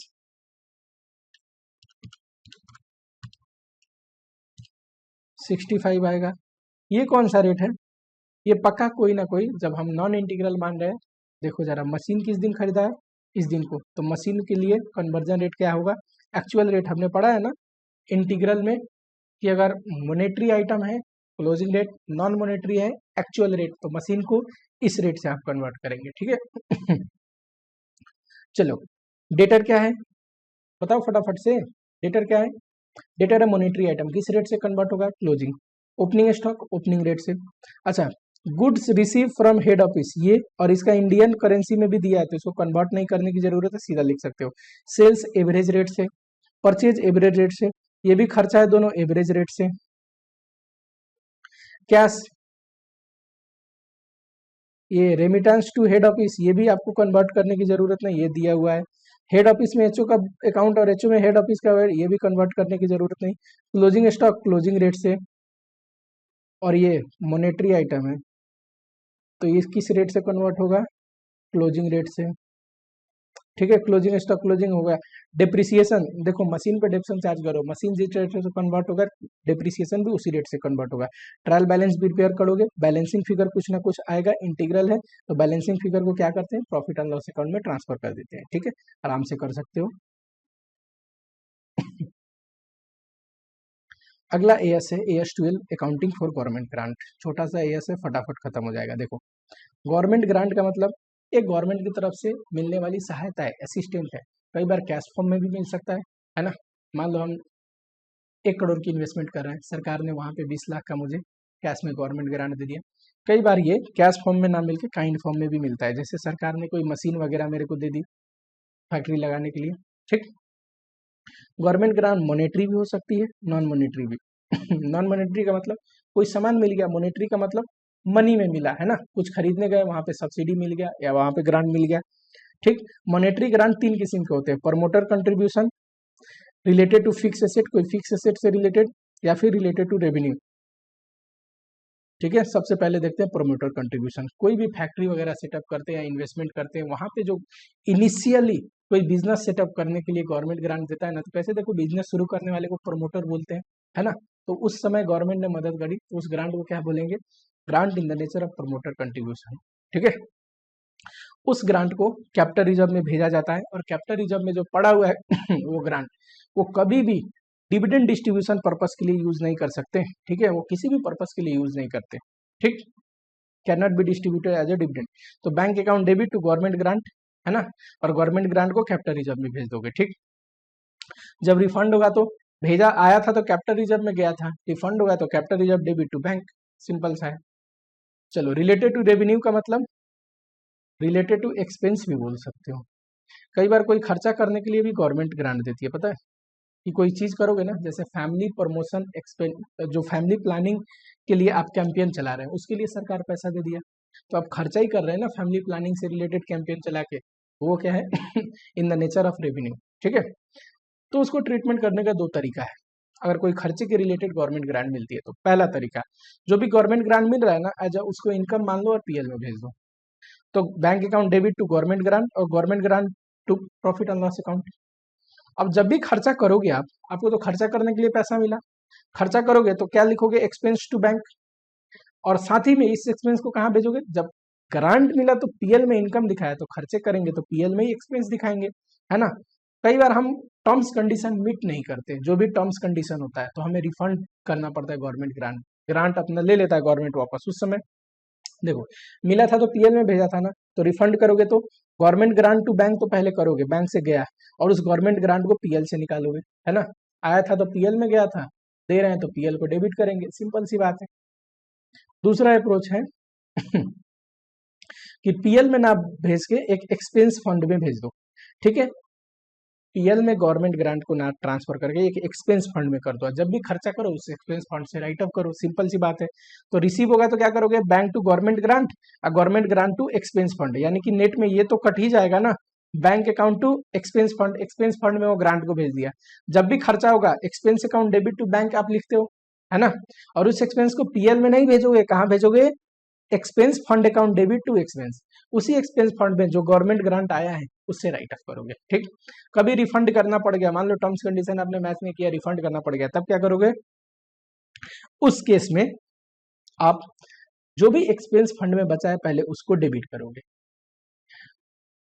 मान लो फॉर एग्जांपल आपको 50,000 रिफंड करना है और एक्सपेंस फंड में 20,000 पड़े हैं, तो 50,000 तो पूरा रिफंड करना है जितना आपको मिला था, तो 50,000 से तो बैंक जाएगा, एक्सपेंस फंड को पहले डेबिट करोगे, बैलेंस जो बचा ना 30,000 वो कहाँ से डेबिट करोगे, प्रॉफिट एंड लॉस अकाउंट से, ठीक। यानी कि एक्सपेंस फंड में कुछ पड़े हैं ना, पहले वो डेबिट होंगे तब पीएल डेबिट होगा, ठीक है, याद रखना। चलो government grant related to fix asset, किसी फिक्स एसेट से गवर्नमेंट ग्रांट मिला, फिक्स एसेट से रिलेटेड, देखो नॉन डेप्रिसिएबल फिक्स एसेट है जैसे कि लैंड वगैरह, ये तो प्रोमोटर कंट्रीब्यूशन जैसा ही हो गया, कैपिटल रिजर्व में भेजेंगे जैसे शुरू में मैंने पढ़ा है। और डेप्रिसिएबल है तो इसके दो मेथड है, एक ग्रोस एक नेट। नेट मेथड कहता है कि जो भी गवर्नमेंट ग्रांट मिला ना फिक्स एसेट के कॉस्ट से घटा दो, और जो बैलेंस बच गया कॉस्ट, है ना, आफ्टर गवर्नमेंट ग्रांट उसको डेप्रिसिएट करो, है ना। जैसे कि मान लो 10 लाख का मैंने फिक्स एसेट खरीदा, तो fix asset to bank 2 lakh का गवर्नमेंट ग्रांट मिल गई, तो क्या एंट्री पास करूंगा, पहले तो bank account debit to government grant, और जो भी ग्रांट मिला उसको फिक्स एसेट कॉस्ट से घटा दो, तो government grant account debit to fix asset. अब मेरा फिक्स एसेट 8 लाख पे दिख रहा होगा क्योंकि 2 लाख से तो मैंने कॉस्ट घटा दिया फिक्स एसेट का। अब डेप्रिसिएशन हमेशा उस पे चार्ज करो जितने पे वो फिक्स एसेट है। मान लो लाइफ 10 साल है तो डेप्रिसिएशन किस पे चार्ज होगी, 8 लाख पे, 80,000 है ना कभी फ्यूचर में गवर्नमेंट ग्रांट रिफंड करना पड़ गया तब क्या करोगे, देखो जब मिला था, जब गवर्नमेंट ग्रांट मिला था तो आपने क्या किया, फिक्स एसेट से घटा दिया, तो जब रिफंड कर रहे हो तो फिक्स एसेट में वो जोड़ोगे जितना रिफंड करोगे, तो fix account debit to bank account, है ना, लिखा हुआ है add to the cost of fix asset, simple सा। पर ग्रॉस मेथड में क्या होता है ना, कहते हैं कि फिक्स एसेट से कॉस्ट में मत घटाओ, एक डेफर ग्रांट अकाउंट बना लो, जो भी मिला डेफर्ड ग्रांट अकाउंट में भेजो, करेक्ट। तो पहले तो एसेट खरीदा उसका एंट्री पास करोगे, एसेट टू बैंक, और जो गवर्नमेंट ग्रांट मिला ना bank account debit to government grant, उसको क्या करोगे, government grant account debit to deferred grant account, यानी कि डेफर्ड ग्रांट अकाउंट में भेज लो, करेक्ट। अब क्या करो जैसे जैसे डेप्रिसिएशन चार्ज होता है ना फिक्स एसेट पे, उसी रेशियो में डेफर्ड ग्रांट अकाउंट से पीएल में भेजो, ठीक है। मान लो एसएलएम बेसिस पे यहाँ पे 10 साल लाइफ है और हमने 10 लाख का एसेट खरीदा है, तो 1-1 लाख डेप्रिसिएशन चार्ज होगा, तो क्या पास करोगे, डेप्शन के टाइम में depreciation account debit to asset, है ना। अब 1-1 लाख डेप्रिसिएशन चार्ज होगा, तो गवर्नमेंट ग्रांट जो 2 लाख मिला है उसको भी इस रेशियो में बांटोगे, क्या आएगा 10 साल तक 20,000 in the ratio of depreciation, है ना। तो हर एक साल उतना आपको क्या करना है, पीएल में भेजना है, डेफर्ड ग्रांट अकाउंट से पीएल में भेजना है, याद रहेगा क्या। और लास्ट में जब भी रिफंड करेंगे, देखो तो सबसे पहले डेफर्ड ग्रांट अकाउंट को डेबिट करो क्योंकि इसी में तो गवर्नमेंट ग्रांट हम लाके डाले थे, बचा हुआ कुछ जो पीएल में चले गए हैं, डिफर्ड ग्रांट अकाउंट में नहीं है तो पीएल से डेबिट करो, और गवर्नमेंट ग्रांट रिफंड हो रही है तो बैंक को क्रेडिट करो, क्योंकि हम पेमेंट कर रहे हैं। ठीक है, सिंपल सा। चलो एक बार डिफरेंस बता देता हूँ फटाफट से। Net method, gross method. Grant मिला, पहले तो एसेट को रिकॉर्ड करेंगे, वो दोनों में सेम है। ग्रांट मिला, नेट मेथड में एसेट के कॉस्ट से घटा देंगे, इसमें डेफर्ड ग्रांट अकाउंट में भेज देंगे। डिप्रिसिएशन चार्ज होगा, इसमें एसेट का कॉस्ट घट गया तो घटे हुए जो एक्चुअल अब अमाउंट पे डेप्शन एसेट रिकॉर्ड है उस पर डेप्शन चार्ज करेंगे, इसमें पूरा जो कॉस्ट है एसेट का उस पर डेप्शन चार्ज करेंगे। ठीक है, ग्रॉस मेथड में मैंने क्या बोला था कि गवर्नमेंट ग्रांट को डेफर्ड ग्रांट अकाउंट में भेजा है, तो जिस रेशियो में डिप्रिसिएशन है ना, उसी रेशियो में डेफर्ड ग्रांट अकाउंट से पीएल में ट्रांसफर करेंगे। ठीक, जब रिफंड कर रहे हैं नेट मेथड में एसेट के कॉस्ट से डिक्रीज हुआ था ना, एसेट के कॉस्ट को बढ़ा दो। ग्रॉस मेथड में हमने क्या किया था, डेफर्ड ग्रांट अकाउंट में भेजा था ना, तो उसको डेबिट करो। पर डेफर्ड ग्रांट अकाउंट अगर सफिशियंट नहीं है, मान लो उससे बहुत सारा अमाउंट पीएल में ट्रांसफर हो गया, तो पीएल को भी डेबिट करो, बैलेंसिंग फिगर और टू बैंक अकाउंट। सिंपल, एक क्वेश्चन कराता हूं, समझ में आ जाएगा।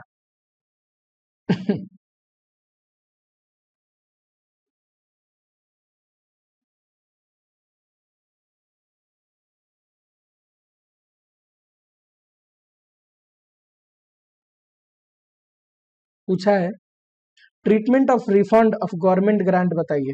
तो 3 केस है ना, रिलेटेड टू रेवेन्यू, उस केस में दो भी, उसमें भी 2 केस है। पीएल में अगर रिकॉग्नाइज हुआ होगा तो पीएल से डेबिट करेंगे। ठीक है, दूसरा एक्सपेंस फंड में होगा तो रिफंड करेंगे, तो expense fund PL to bank. Specific asset, उसमें भी 2 केस है, एक ग्रोस और एक नेट। नेट मेथड में क्या होता है कि एसेट से कॉस्ट से घटा है, रिफंड करेंगे तो कॉस्ट में ऐड करेंगे। ग्रॉस मेथड में क्या है, डेफर्ड ग्रांट अकाउंट को डेबिट करेंगे, कुछ बच गया तो पीएल को डेबिट करेंगे। ठीक है, बैलेंस पीएल को डेबिट करेंगे। और in the nature of promoter contribution, इसमें क्या होता है, कैपिटल रिजर्व डेबिट करेंगे, आया था तो कैपिटल रिजर्व में गया था, अब रिफंड कर रहे हैं तो डेबिट करेंगे, है ना।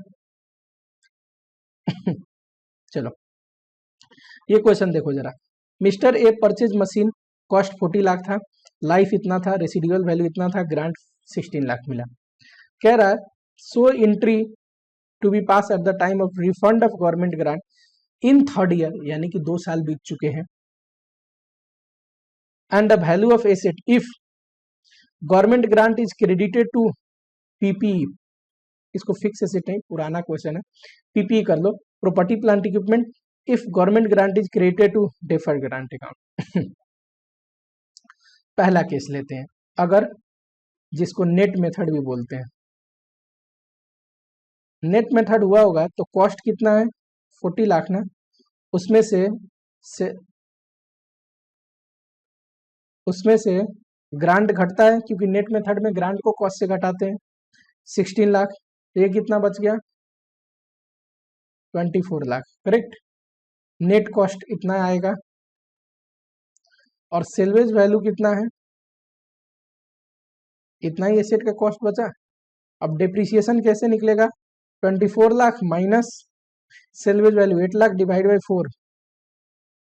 4 लाख पर एनम, 2 साल डेप्शन चार्ज हो गया होगा, डेप्शन फॉर 2 ईयर्स, कितना 4 इंटू 2 8 लाख, करेक्ट। अब बताओ 24 लाख का एसेट था, 8 लाख डिप्रिसिएशन चार्ज हो गया 2 साल में, तो एसेट का डब्ल्यूडीवी कितना बचा होगा, 24 माइनस 8, बताना जरा, 16, है ना। अब हम रिफंड कर रहे हैं, अब जब रिफंड कर रहे हैं तो 16 लाख रिफंड कर रहे हैं, तो गवर्नमेंट ग्रांट इसमें जोड़ दो, है ना।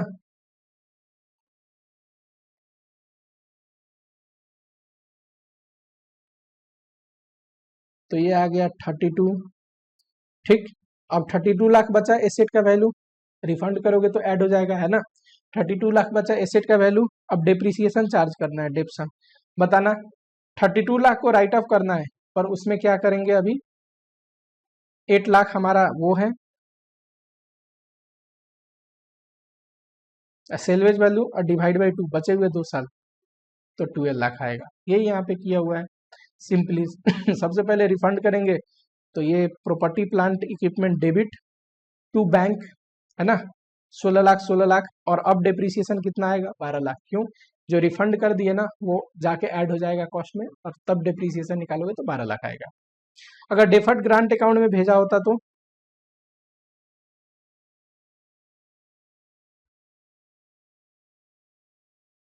चलो डेफर्ड ग्रांट अकाउंट में भेजा होता ना 16 लाख है, हम पीएल में भेजते हैं डेफर्ड ग्रांट अकाउंट से इन द रेशियो ऑफ डेप्शन 4 साल में, हर एक साल 4 लाख 2 साल में कितना 8 लाख पीएल में चला गया होता, 8 लाख पीएल में गया होता। जब रिफंड करते तो क्या बोलते, deferred grant 8 lakh, profit and loss 8 lakh, to bank 16 lakh, यही रिफंड की एंट्री पास होती। देखो deferred grant account 8 lakh, PL इतना, टू बैंक इतना, करेक्ट, समझ में आ रहा है। चलो और उसके बाद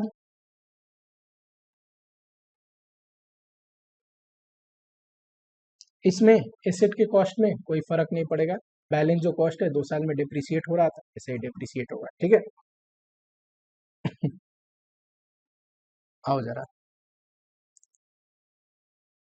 non monetary government grant, simple है। नॉन मोनेटरी का मतलब आपको मनी में नहीं मिला, एसेट मिल गया। अगर कंसेशनल रेट पे मिला तो मान लो 5 लाख का चीज है 2 लाख में मिल गया तो 2 लाख पे रिकॉर्ड कर लो उस एसेट को। फ्री ऑफ कॉस्ट मिला तो कुछ तो आपने पेमेंट करी नहीं, तो लिखा है नॉमिनल वैल्यू पे रिकॉर्ड कर लो। फॉर एग्जांपल 1 रुपया, अब रिकॉर्ड तो करना ही है तो नॉमिनल वैल्यू पे रिकॉर्ड कर लो उस एसेट को। डिस्क्लोजर देखो, हो सकता है पूछ ले, एक तो policy adopted for government grant, accounting policy कौन सा एडॉप्ट है, nature and extent of government grant recognise in PL, PL में इस साल कितना गवर्नमेंट ग्रांट गया है और टोटल कितना ग्रांट रिफंड हुआ है, ठीक है, ये दिखाएंगे। जो भी गवर्नमेंट ग्रांट मिलता है या रिफंड होता है वो एक एक्स्ट्रा ऑर्डिनरी आइटम है, ठीक है, याद रहेगा। चलो 1 मिनट का छोटा सा ब्रेक ले लो, बचे हुए अकाउंटिंग स्टैंडर्ड को कंटिन्यू करते हैं उसके बाद।